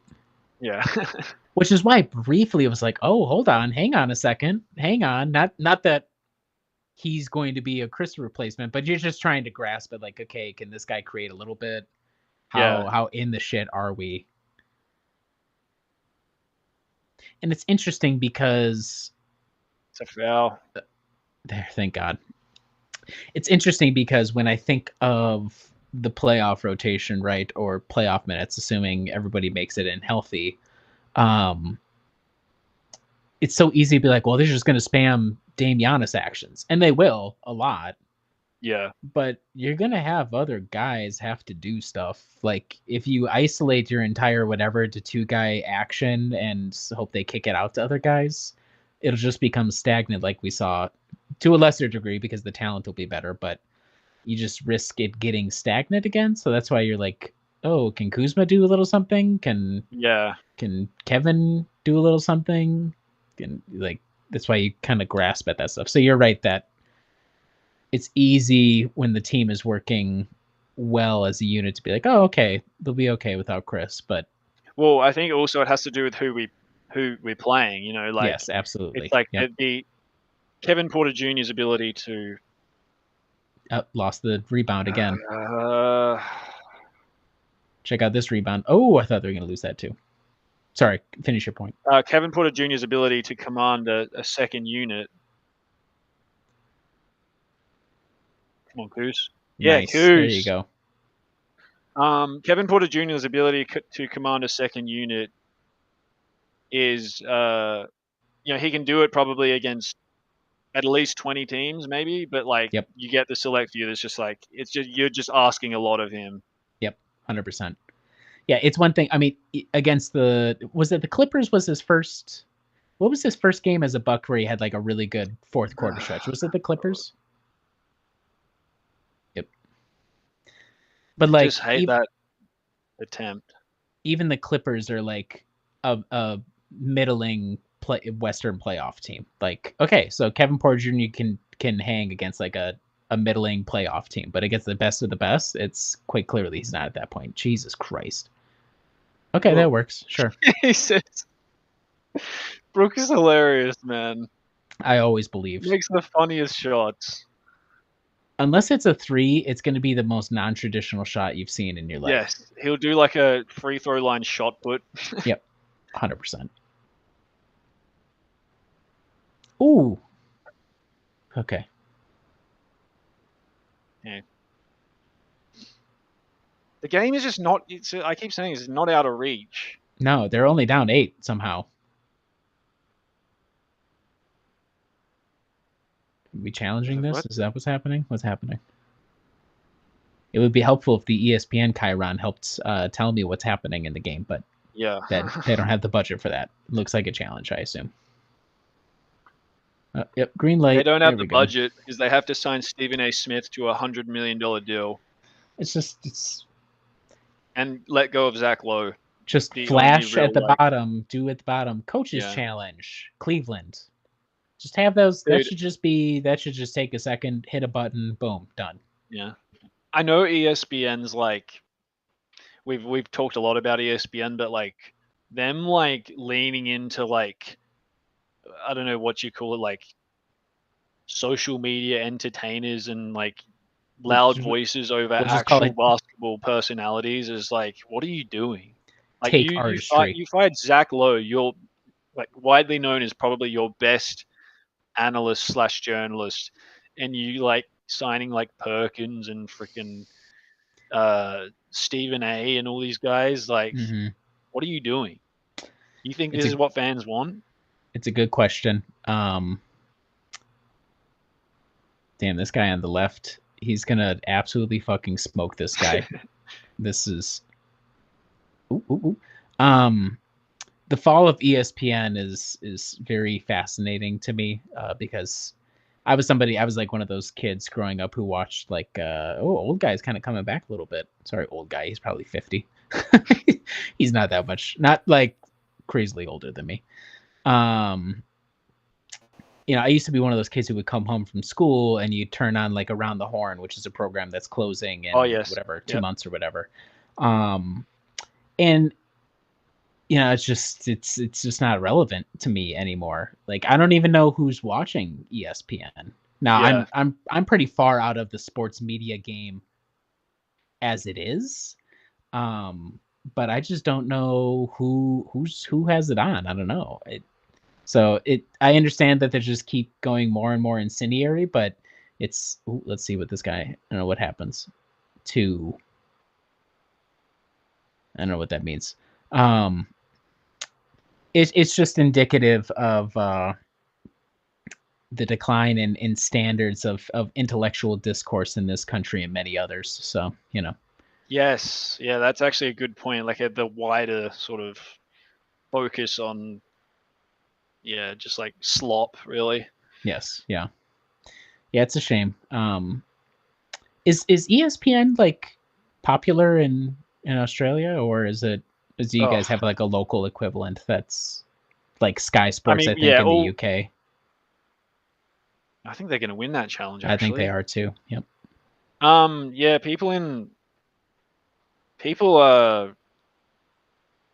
no, there's no local equivalent. I would say it's pretty similar to the US. You know, like.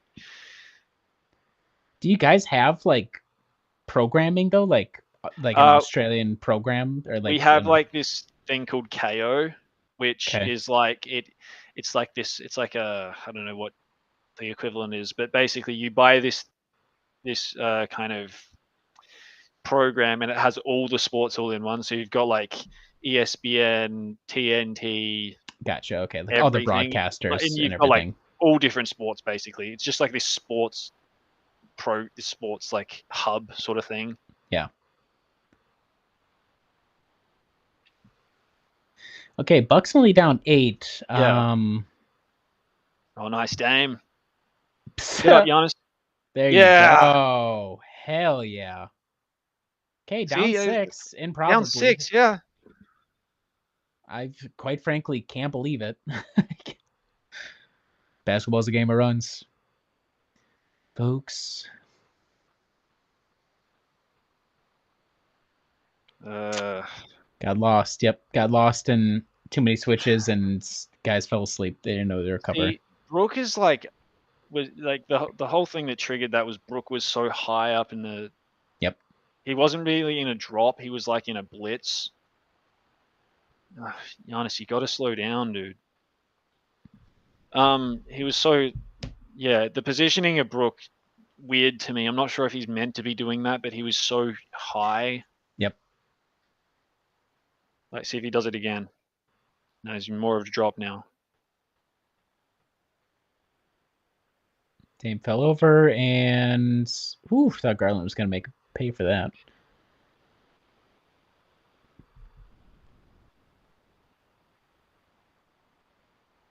I hate it. That is horrible. That is not his job. Yo, how good do you think that shot felt though, coming off the hand?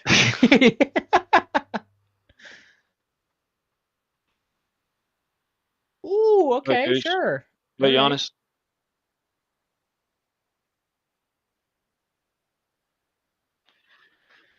I honestly have to give the Cavs a ton of credit. They have been excellent in transition defense. Bucks are tired, obviously, back to back, but they have shut down every single.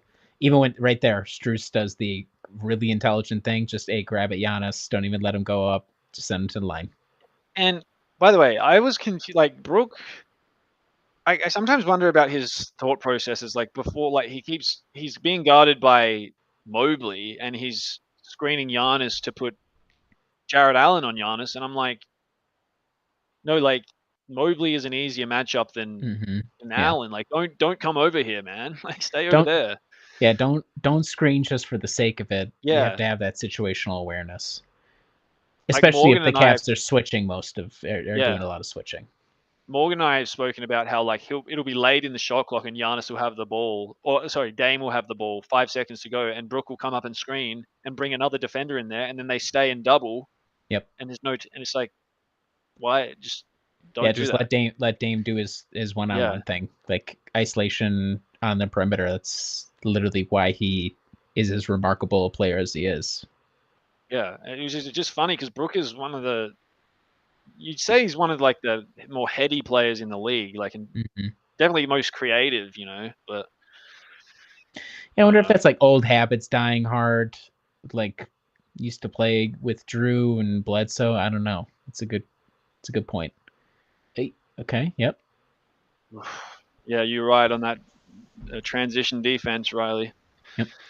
Yeah, they've done a really good job. If we can get a score here, we're right in business. Mm-hmm.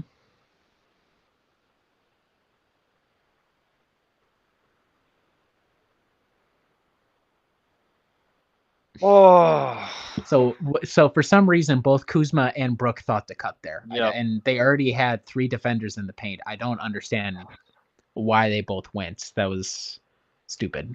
Oh, nice block. Way to make up for it, though. Look. Go. Oy, right idea. Yeah. Wait, did he kick it? What happened? Oh, did he foul? Come on, man.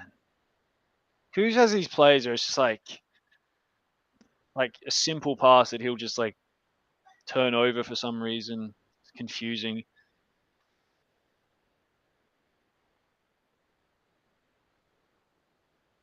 Oh, nice. Way to get a hand on that, Torian. That was good. That was going to be a busted play and an easy shot for the Cavs. Yeah.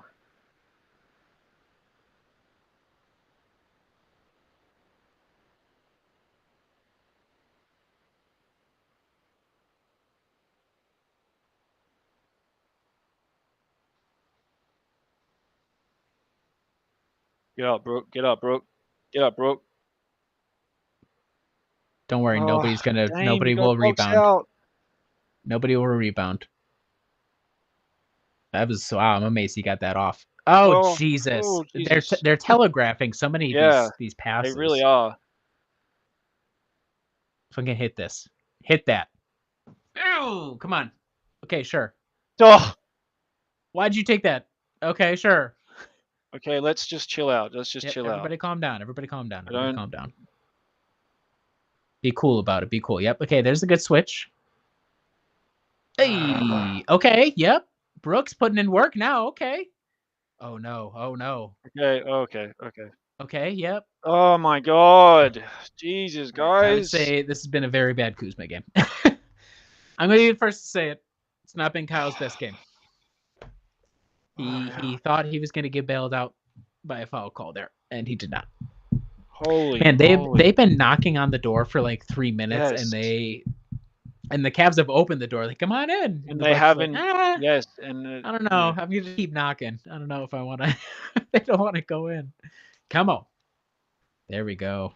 Let's go. Oh, Dame going in to talk to Giannis. Be like, yeah, what you're describing there is like the perfect encapsulation of like they're like, come on, we have to take one of these chances. Yep. I'm not even saying this run they should now have the lead. Let's put a little more pressure on. Let's keep the pressure on. They're letting them off the hook. You feel like the Cavs are going to stop messing around soon. Yep.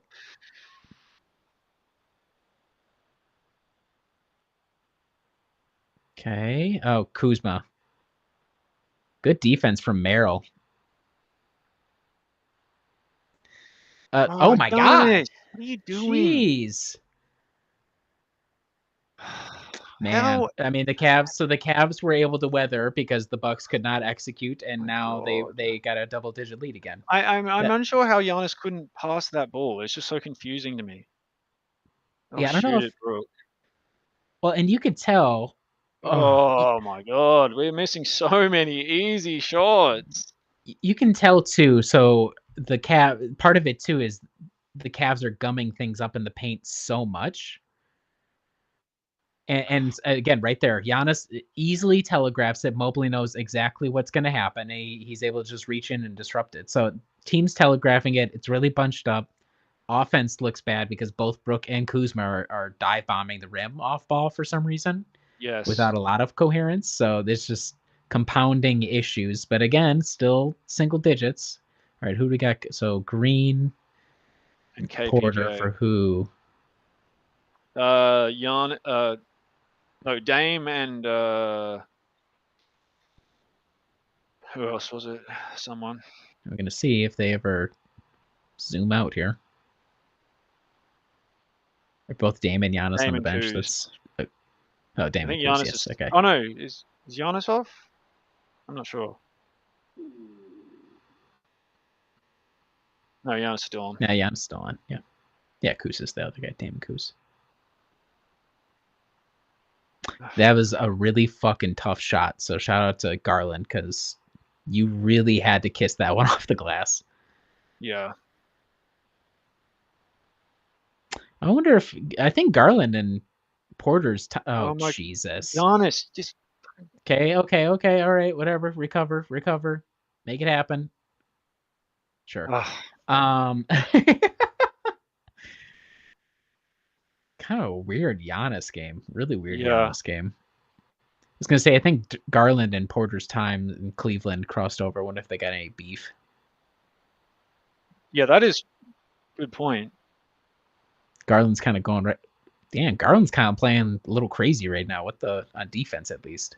Oh, Brooke. Oh, it's Brook had the little. Why? If he didn't extend his hands, he's extended his arms. I could see it. I could see it coming from a mile away. Like he just, Right there. like, you Yep. can't screen like that. Yeah, the shuffling of the feet. You can't do it. Can't do Oh, it. Sorry, brother. dude. Ugh. Damn. They keep knocking on the door. They don't want to go though. Yeah, they don't. I mean, all things considered, I mean, this has been a bad Bucks quarter, but the Cavs haven't been amazing either, which is the only thing keeping them in it right now.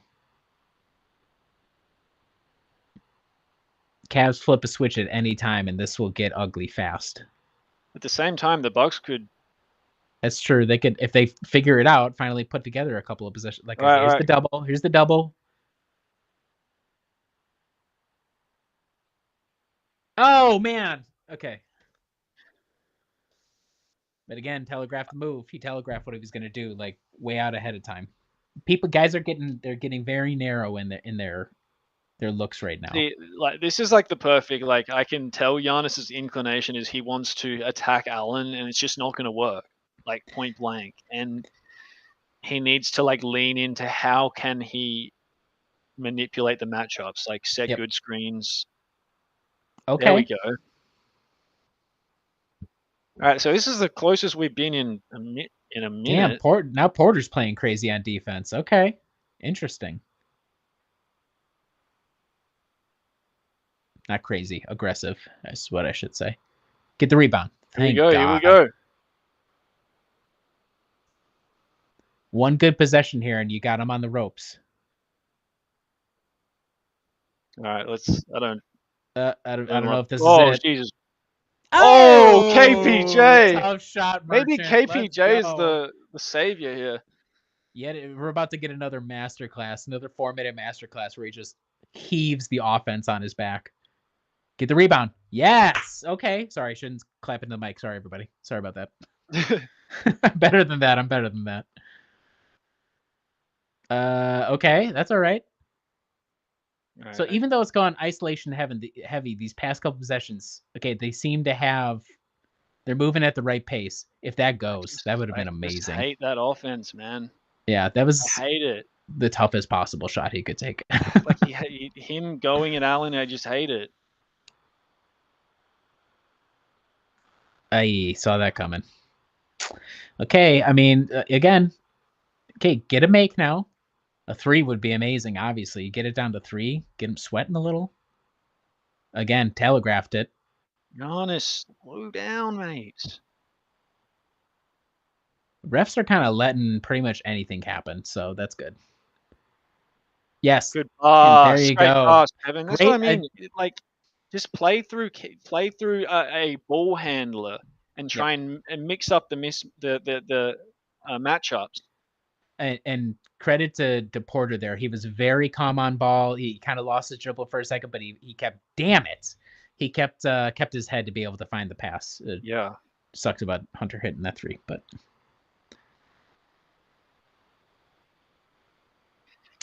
man, all that and they're still down 7. Fuck. yeah.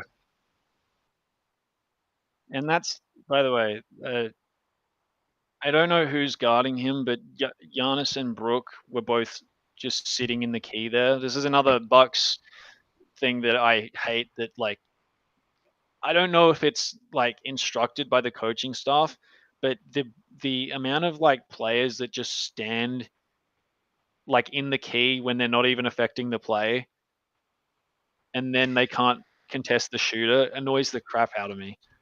I mean, that was like that play in the first half where they both had their backs turned to the ball handler completely, Yes, and there's not even like Torian Prince is doing. He's dying out there. He's probably giving it his all to keep Garland at all in front of him, and then his two big men aren't even paying attention. Like, come on. yeah.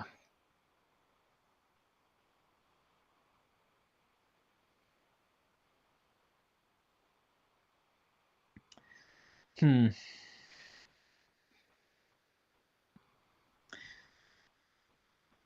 Here's what I would say in a hypothetical Bucks Cavs playoff series, it'll be tough. Hashtag analysis. It'll be tough. Yeah, I mean, if you were to forced to make a case for how the Bucks win, it just like this is like the thing that it just does. It's worried me for years. It's just like you have to play like smart, no margin for error basketball, and I just don't know if they have the personnel to do that. You know, like they need the margin for error against this team is so Yep. tiny that it's like It so like It's possible because they have the best player in the series, but that best player has to be smart. Like I don't like Giannis has to understand that taking Jared Allen on it just doesn't work. you And yep. his inclination is that he can take anyone on. It just he needs to be smart about that. The Cavs are very talented. On top of that, they've had this same core now for is it three seasons in a row? 3, 4 seasons even. Um, I think there's also a lot of inbuilt knowledge for the Cavs with how they play off one another, the core starting group. You throw in Kenny Atkinson, who apparently does have a clue, which is disturbing for Bucks fans, but it is what it is. And so you're seeing a really it's tough to tell from the outside from coaching, but let's say he's really good X's and O's, set up a great system. A lot of very talented players who know how to play off one another. Two great defensive big men. One guy for sure, great defensive big men who, like you're saying, Giannis has a thing about wanting to prove himself against them, which is all fine and good when it's just some random regular season game. But is that going to be sustainable in the playoffs? And I always laugh because it's like, you look at the standings, you're like, well, if the Bucks can hold on to the 4 seed, then I'd much rather face the Cavs. It's like it would kind of suck against, excuse me, any of these teams, but I think it's a little hubristic to be like, oh, we can take the 1 seed for sure. It's like, I mean, maybe. Okay, that was a Yeah, really good play out of the timeout. same foul grifting. It kind of looked like it. That one looked a little iffier from Yeah, his case, I should say. So what's the lineup here? Okay, Kuz, Dame, Green, Sims, and Trent. A tough shot. Okay, good.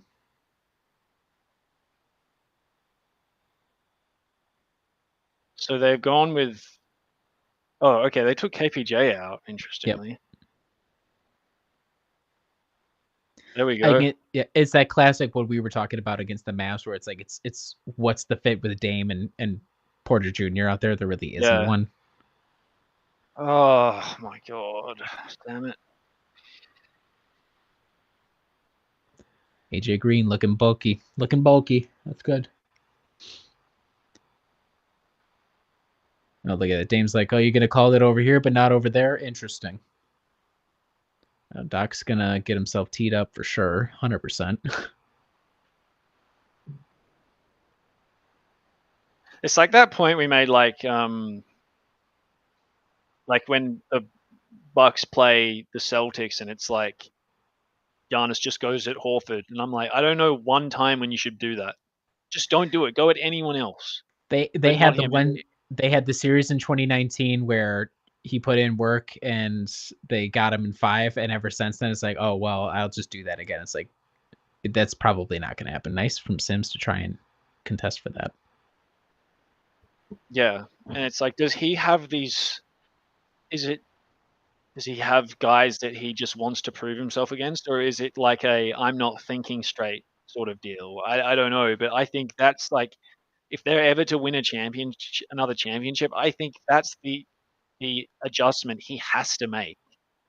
He's like, it's not about me or some matchup. It's about how do I get the best shot for the team. And by the way, it's a whole lot easier going against other matchups than like those guys. Like, it's actually easier on him. Yep.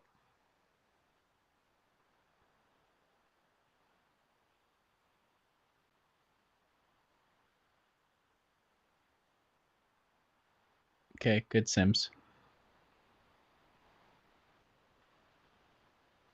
Sims thought the pick and roll was actually going to happen, but he forgot that AJ Green was his teammate there. He's like, oh, he'll hit me on the roll. It's like, no.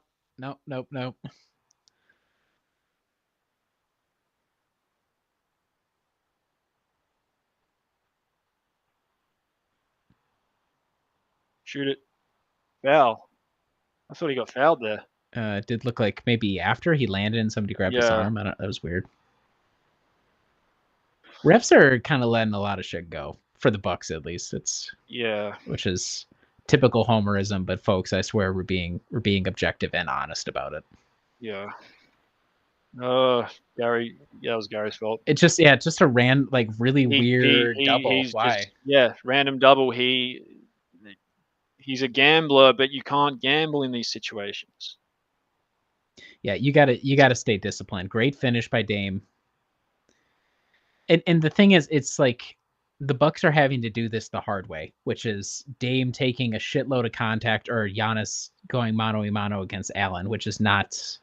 It's not easy, and that will not be sustainable over a 7-game series either. Yep. It's tough though because it's not that I think Giannis would win the Allen matchup, and Bucks only down 7 somehow. I mean, they should be a lot closer, if not tied, even potentially a little bit ahead. Did you see how skinny those skinny jeans Pat was wearing? Oh my god! Oh. I mean, they were the skinny. I wear skinny jeans. Those were some skinny jeans. It's like if Giannis is able in a hypothetical series against the Cavs, if he wins that Allen matchup, I mean, there is no counterpoint for the Cavs. So it's like there's so much pressure on that, but Allen he's been too good for too long. Contesting Giannis, every damn time they play this team, I feel like Giannis tries to run into Jared Allen, and it just never works. Yeah, and I'm just like to me, like I don't know, it's very like if they do this, then they will. Like if you put in the sentence, if they do blank, they will win a championship. And for me, that answer is, they will have a chance to win a championship. mm-hmm. And for me, that answer is like I've always admired. I'm not comparing Giannis to LeBron, but I'm like I've admired the way that LeBron is both a physical marvel, but at the same time, he's just like one of the smartest players in the league. And I actually don't love LeBron as like a personality, shall we say, but like, I just don't understand why Giannis can't, because Giannis can manipulate the game so much better than he ever has, and I just don't get why he has never made that adjustment. And I think Yeah. if they had to win a championship, it comes from him making that adjustment of like, all right, I'm not going to go at Allen because he's really hard to score on. So how about I set a really good screen, and one Mm-hmm. of two things going to happen. They're going to double, and then I'm going to get it in the short roll, and then I'm either going to get a shot at the rim or a 3-pointer, or they're going to switch. And now I have a way easier matchup. And he's just like, I don't get it. He doesn't seem to do that a lot. Also, he's been doing it, to his credit. He's actually been doing it more, I would say, especially in the last few weeks. But he does go through these stretches in seasons where it feels like he's got tunnel vision a little bit. You were the first one to call him out early in the season. You had the courage to say, Giannis, you shall not pass. Thou shall not pass. Thou shall not pass. And he changed it up, and things seem to be going well. I don't know. And it's tough to like predict what he's going to be on any given night. Like if it's Jared Allen, I know what it's going to be. If it's Al Horford, I know what it's going to be. And of course those guys are on two of the teams that are ahead of us in the East. But like, I don't know.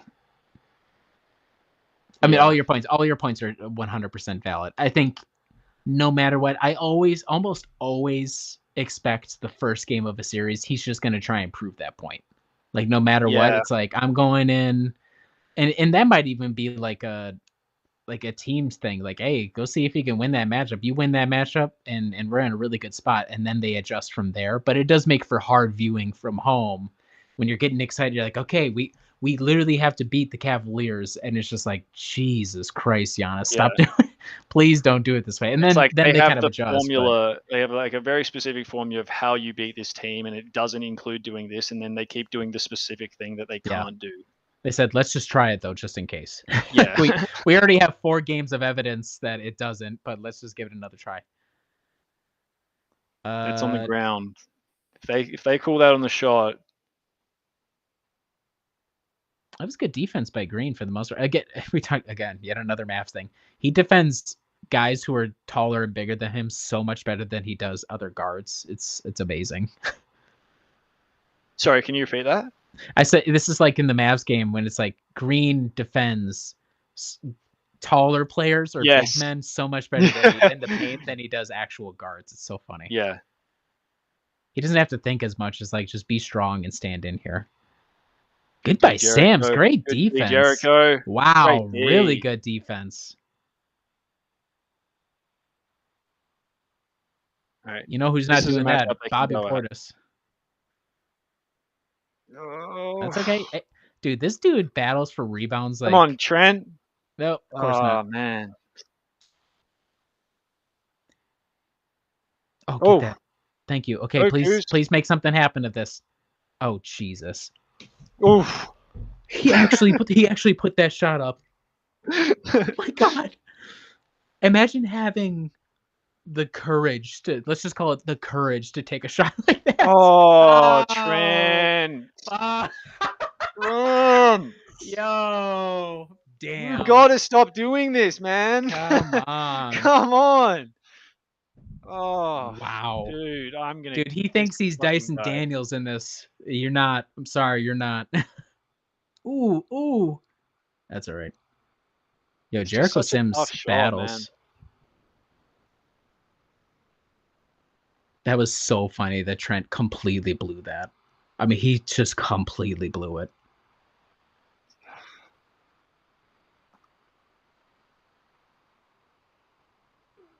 Oh, here we go. Like, talk to me about AJ Green's defense. Let's just have him guard a big man from the start. Who cares? What are we doing messing around with all this extra stuff? Don't even. Ooh, good set. Good pick. Yes. Okay, so they're working this pick and roll to really good effect the past couple of possessions with Sims. I appreciate Sims is not... Okay, so now that was a tough shot, and Mitchell is a tough cover, but AJ Green was the defender there. No. Sims is not going to light the world on fire. He is not necessarily the future, but I appreciate some of the nuances to his game. Adrian Green's just running right into him. So funny. God bless it all.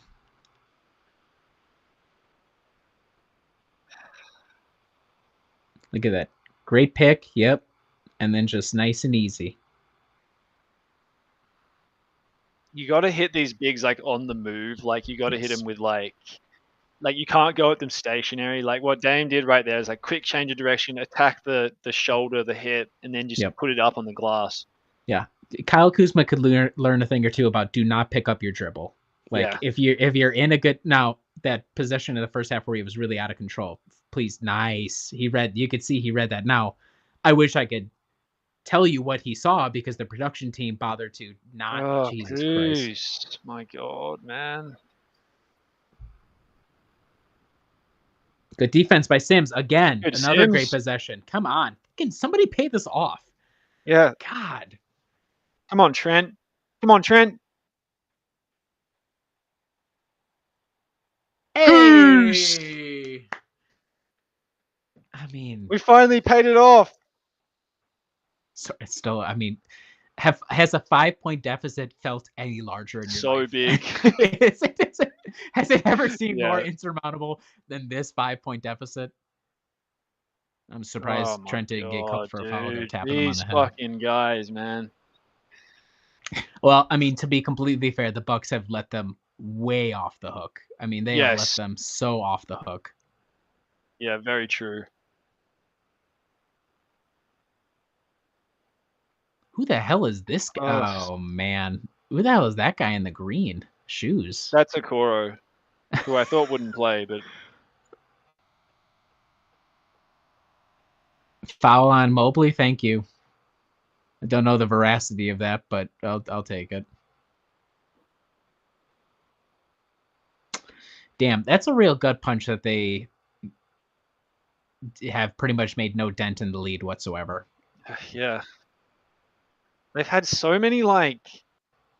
Not like they've had good opportunities, because this Cavs defense is a bear, but, like, they've had shots. Yep.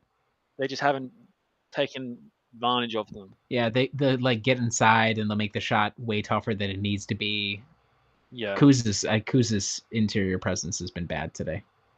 Oh, foul! That was a foul hunting for sure. Dude. That was a grift. Yep. Fuck. Dame. That's what you get. Basketball gods not happy about that.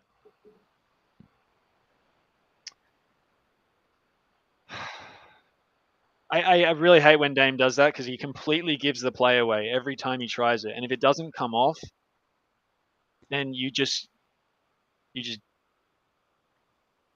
Oh, come on. Oh, my God. So many chances, man.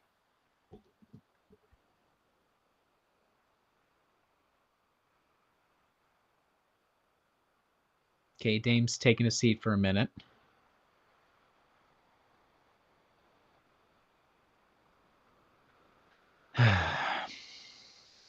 Porter Jr. back. Yeah, makes sense. I think you're going to find that Garland pulled Porter's arm, forearm, I think. Yeah, I didn't see a signal for a backcourt violation, so my head's in the way of where Garland was, so I couldn't quite see. Okay, I mean this is a big 2-minute stretch here. The Dean Wade matchup. I mean, okay. So now, ironically, we're going to overthink this matchup instead. All right, everything is so slow, dude. Ironically, we're going to overthink the Giannis Dean Wade matchup, and Giannis is going to defer to Porter Jr. on those instead for reasons that are completely unclear. Yeah, totally agree.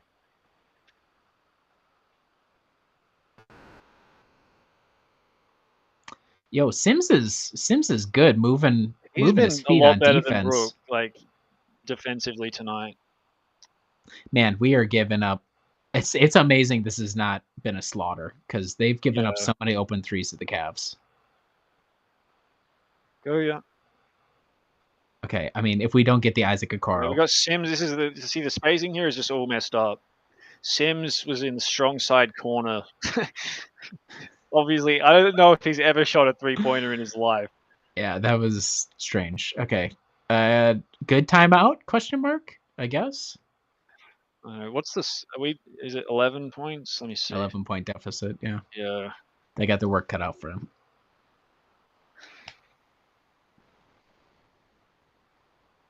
You know what's really tough about watching this game is like, not to over-index on one game, but it's like it just you get this feeling of like, is it even possible for the Bucks to like? Can we really beat these guys in a series? You know That's what what I I'm mean? saying. Like, That's what I'm saying, brother. That's what I'm wondering. not We to be sure the about Debbie that? Downer, but it's like, Yeah. God damn it, this is going to be near impossible to do. If Not it near. happens, I don't want to say that, but like it's like what I said. They have to follow a very specific discipline of which they've never shown they can execute.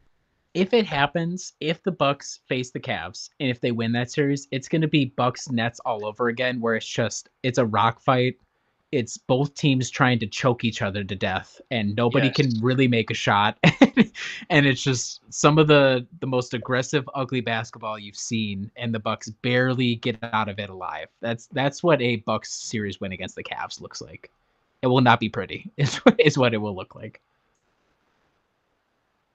I'm looking through here. So, how big is the rotation? 1, 2, 3, 4, 5, 6, 7, 8, 9. So the rotation is 9 guys deep right now. So I'm even thinking like, okay, the Bobby comes back at the end of the season. They have 5 games. He's presumably going to take all of Sims's minutes, right? Which are not a lot, but he's going to take Sims's minutes. I was just wondering about the rotation. Like, this is why I almost wonder, as exciting as Porter has been, are we, Doc, making the wrong choice trying to ride the Porter Jr. wave rather than keeping Rollins integrated? Because Porter, if Dame is playing 40 minutes a game in the playoffs, that's such a small, like, you're giving Porter 8 minutes?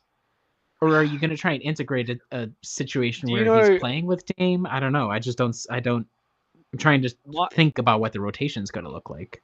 My initial, this is something that when we were first wondering, when you guys posed this question on the podcast, I thought about it and I'm like, probably makes sense to play Rollins in those minutes.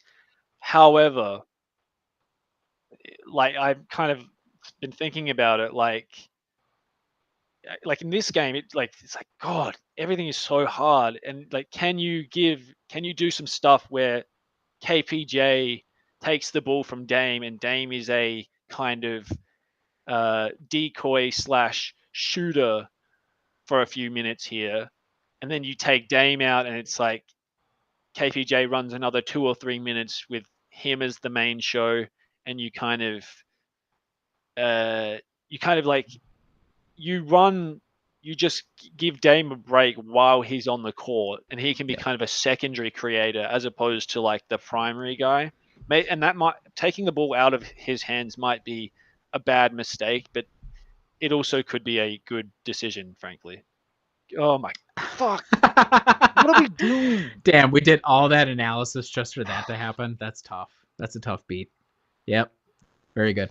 All right, so this is looking like it's going to be about over soon. Isaac Okoro hit a 3. That's about as close to a dagger as you'll get with 6 minutes left to go. I think so. What you were just speculating there, I like all of that. I think it takes. What is Brooke doing? Just hanging out down there. So funny. I think it takes a higher level of coaching than we have to get everybody on board with that and to make it stick and to make it work. Yeah. I like all the ideas behind all of that, but I'm not sure if we have the coaching, especially on the fly mid-season, to make it function. Because and it's tough too, because like the whole idea was Chris would be able to do that. Like he'd be able to spell Dame a few minutes, even though they're both on the court. And because of injury and because of the chaos of last season, it just never really happened. And it didn't really happen this season either. So it's the great what if. But even when they were out there, it's like, well, it's not amazing. It's like I was kind of hoping it, even though the net rating and everything looked great, but you were kind of hoping to Yeah, be a little bit more unstoppable. So I just don't know if it's a fit thing. I don't know if it's a yeah. coaching thing. If it's, The I think thing it's with kind of probably a Chris, little bit of all of it. the thing with Chris that I noticed, um, like I noticed this one specific thing with Chris. Again, he struggles against teams exactly like the Cavs, right? So like, and we saw it. Like you look at the Brooklyn Nets. Now I don't know who they're playing right now, but when Chris was still on the team, that final game that he played against the Nets, that's a travel. Um, it is big. It is big, switchable, physical teams. If you can get Chris playing against small guards, great.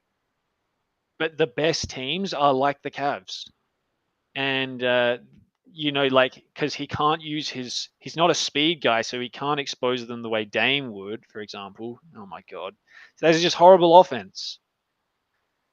Anyway, you can't expose him like Dame would through speed, and he also can't back down guys because the teams are big and switchable.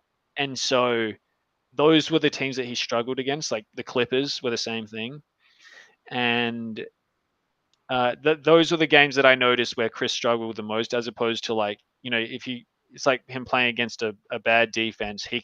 He's much more helpful than Kuzma in those matchups, I would say. Yep, agreed. But yeah, might want to start getting these guys off soon, seeing as it's a back to back, and they need to start winning games. It was good. I didn't even look at the schedule. What it looks like this coming week. I think that they've got Pacers in 2 days, which is massive game. Yep. And they've got and then they've got LA at home on Friday for me. Our very own Jackson Gross will be in attendance covering that game. Yeah. Yeah, Dame up to 32 minutes, Giannis up to 31 minutes. I mean, I'd really hate if it's again that tough. Like, okay, that might be the dagger, to be honest. Do you know what sucks about losing to the Cavs is Tristan Thompson's bum ass on the bench berating the Bucks players. I'm just like, brother, you suck. You actually suck. Like, don't talk to me. You see that? Did you see that stat? Cavs gone on a 13-0 run in the final, however many minutes. Yeah, feels championship teams know when to put the dagger in. They'll just take over and knock it out, or at least a contending team. And the Bucks had. Dude, I might write. I might write about this game, just like how it comes into the conversation of like the Bucks and their championship aspirations and stuff. I know Jackson Van's on extended, but yeah. It's tough because back to back. Team didn't have to travel, but a back to back. So you don't want to over index on it, which is a nice hot term in basketball podcastery, but it's emblematic in a lot of ways of the ceiling that the Bucks, as currently constructed, are running into. Currently constructed, currently coached, all that, because the only piece that they're missing is Bobby. And God bless him, but like you were saying, Bobby went in and he single-handedly threw the game for them earlier this season against the Cavs. This is not a good matchup for Bobby either. No, so it's not like you're missing players that are going to be playing a big role or being the critical difference. And so I'm just trying to wonder how the Cavs got so. Like, I'm like, what did they do to build such a good team? And my initial thought is like,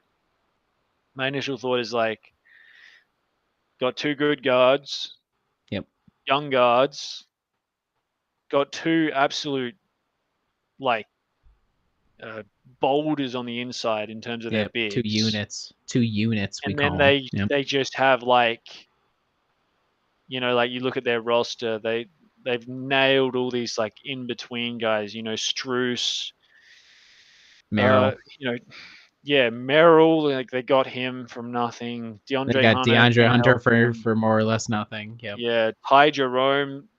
I mean, I will say kind of unfair. Like Ty Jerome had a relationship with Kenny Atkinson from when they were in Golden State together, so he was going to be on the team. It's not like the Bucks could have got him. Like he was going to Yeah. be a No.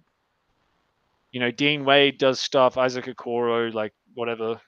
But like they don't really play any zeros, and it's like, god damn, these guys are like excellent roster construction. It's all that though, but also, I think it also is a difference in the coaching, like the way Yes, that totally. like they had outside of Hunter, who they added. I don't think the roster changed massively when Bickerstaff was the coach last year, right? Like between last year and this year, um, and so the value of coaching shown there, and people have had questions about Doc for forever since he won the title with the Celtics. And so are we also in the same zone? Just like, okay, is it because the team's old? Is it bad or suboptimal construction? Yeah, it's been almost 5 minutes since the Bucks last scored. Makes sense. Game on line. Okay, guys are back out there again. And it's just a lot of questions, a lot of stuff that makes you Yeah, quit. I mean, they're getting away with so many Okoro minutes. This is so funny. yeah. Come on. The Dean Wade minutes. Interesting Dean how Wade they. has played like this whole quarter, and we have not taken advantage of that at all, Yeah, which is it's amazing. interesting how we still have our guys on. Yeah, it is interesting.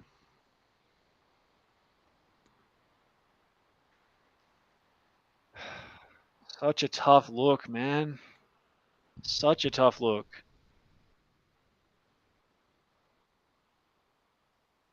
I mean, it's literally a 16-point deficit in which the Bucks have shown no inclination to be able to.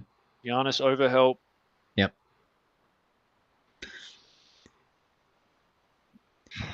That was there was an interesting earlier in the season. I don't remember who the opponent was, but the team, the game was clearly over, and Doc just kept running the starters. And I don't remember if Van was covering or whoever, but Doc was like, more or less, was like, oh yeah, like it was like a punishment to keep playing them. Oh, I remember that game. Do you kind of remember? I don't remember exactly the Yeah, I quote. don't I know could who it be was going off on against, it. but I remember the exact like conversations. Van was talking about it. Yeah. Oh, Oh, come on. Jesus. And it's just what an interesting. I love these little sound bites from coaches where it's like that's the essence of it. You're getting like Bud with the play random, but not even that. I remember the only game I've ever covered, and so I keep this quote in the back of my mind all the time. Bud at the time was like, oh, like 80 to 90% of our offense any game, I just let the guys make decisions. Like I'm not calling plays or anything. It's like, well, yeah, that's Yeah. obvious. It's very obvious. And so it's like, okay, that's the kernel of your coaching philosophy. One of the kernels of Doc's coaching philosophy is if you guys are playing badly, I'm essentially gonna have you go out there and be embarrassed for it. Like you're gonna have to just keep grinding through it. And it's like, okay, that's the style of coaching. It's whether it's good or bad is kind of in the eye of the beholder, but it's just very interesting that in the year 2025, it's like, oh well, I'll just keep playing them heavy minutes even when the game's pretty much over because I'm trying to prove a point. Yeah. It's What are like, you, Tom Thibodeau? Like, get yeah, these guys out, man. especially with how critical it is that Dame and Giannis make it to the playoffs in one piece. That is gold. Don't care. Yes. It's the seeding. Of course, you want the seeding to be better, as good as you can get it. Oh my. But oh Look, what the. Jesus, yeah, a game over. What are you doing, Yeah, I was mate? gonna. There's the foul. Yep, yep. My Come on, God. pull these guys. It's a 20-point game with 3 minutes left. Well, yeah, yeah, Doc. Please get these guys off. Like, I don't. What are we doing here?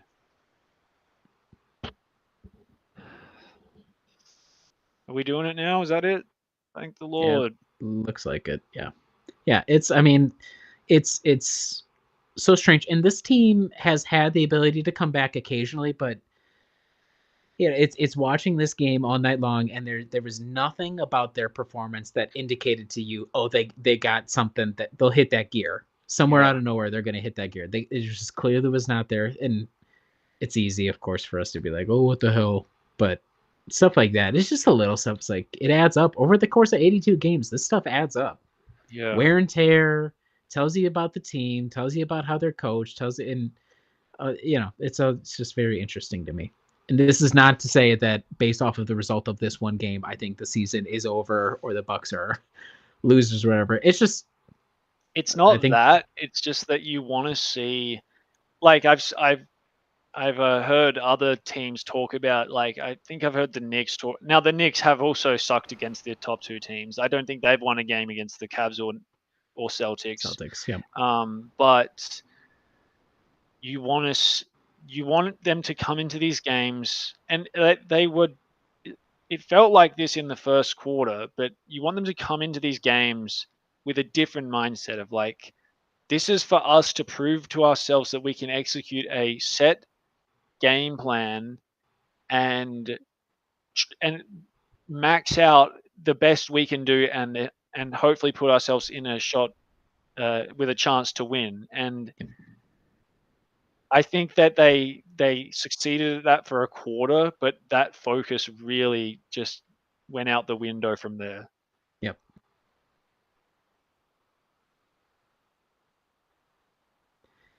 Yeah, the thing, and this is hashtag analysis, this means nothing literally at all, but how many times over the past almost 2 seasons now have you watched the team and been like, damn, that's championship DNA? No, not many Like, not times. Yeah. even the game winners, you're like, well, thank God Damian Lillard can hit a shot like that. Like I'm that was watching the irritating. Cavs, and you watch these guys, and you're like, this looks like the best team in the East. Like full stop. Like you watch Yep. them, and you're like, they know who they are, they know what they're not, and you just that feeling has been really, like when they won the championship, it was very much we're gonna choke the crap out of you on defense, and then hope to God we can score enough. Yes. Yep. Um, Like they were still but they were a very good team, but a wildly imbalanced one with the way that they won that title. yeah, and But they were frankly, if very you dominant in one phase, in the more important phase of the game in the playoffs. They were extremely dominant. and if you simulated that playoff run another like 100 Hmm. times, they probably lose at 90 of those times, I think, Yep. Yeah. because the offense was so horrendous. Yep. But I don't know, like it was a combination of teams missing shots and them being so good defensively that like they literally just squeaked by. Ajax just scored for them, so that's indicative of how his season went. It's like that meme where it's like, this is fine. It's like the little guy The in the dog. burning house, the dog in Yeah. the burning house. Yeah. Yeah. Okay, Oh, so Ryan Rollins Rollins, has huh? He's hit 2 threes in a row. Interesting. yep. He said, "Hey Doc, I'm still on the roster. Remember me? Remember me, please." Yeah. They need to get this game against The Pacers. the Pacers on Tuesday. Yeah, like if when you're doing the tiers, like, okay, who are the true contenders? I know it's very easy to say that, well, you got Giannis and Dame, so you're a contender. That's just, I mean, in the thinnest, most watered down version of that term, yes, I think so. But I just have not seen over the course of the past couple of years. Oh yeah, they definitely got this. Like I see the outline of it. It's just shadows. You just see a shadow for a minute. You're like, oh okay, Which oh sucks, maybe. dude, because It does suck. If it's it horrible. it sucks because in my mind it's like you are playing to win a championship. Yes. And um the thing that we always go to as Bucks fans is like, okay, we're gonna have the best guy in the series, so that gives us hope, and then we're gonna have maybe the second or third best guy. And yeah, it's tough to yeah, it Yeah. just sucks because you're like I really wanted to see them be on the level in this game. It's interesting too because basketball of all the that would have been so funny if Sims had slammed that home as like a whatever. It was respectful of him not to do the slam at the end. It's funny because basketball to me is of the main sports. Well, baseball is sort of similar, but you play the 82 games, you have this large of a sample size. If you're somebody who watches basketball, like a lot of basketball, you get a sense for whether or not your team is competitive. And Yeah. every sense that I have is that the Bucks are a competitive first round team for sure. I would not even say they're a shoo-in, but they're a very competitive first round team. And from there, it's going to take a lot of luck, a lot of BS, and not a fluke run, but pretty close to like whatever that would be Yeah. to have it come together. And that's just the reality of it.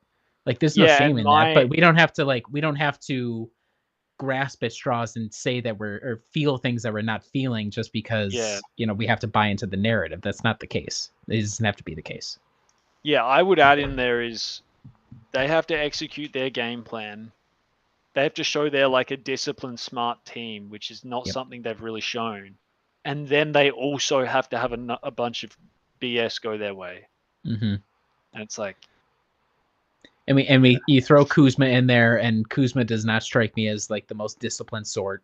It's been a long time since he was in the playoffs. Like he brings a nice change of pace for the regular season, but in a I mean, he playoff limited series, them to what's the score? 112 to 100. Like 112 points is not horrible. So maybe maybe like the new identity is kind of back to the Bud Bucks where it's just like ultra defense, but yeah. yeah. I mean, the 3-point disparity here. Cavs hit 19 of 47. They take 47 threes. The Bucks 9 of 31. Yeah. And it felt like it. Yeah, it felt like it, and the Cavs honestly should have made a couple more of those threes because a lot of them were wide open that they missed. Free throw disparity about the same. Bucks actually win the rebounding battle somehow.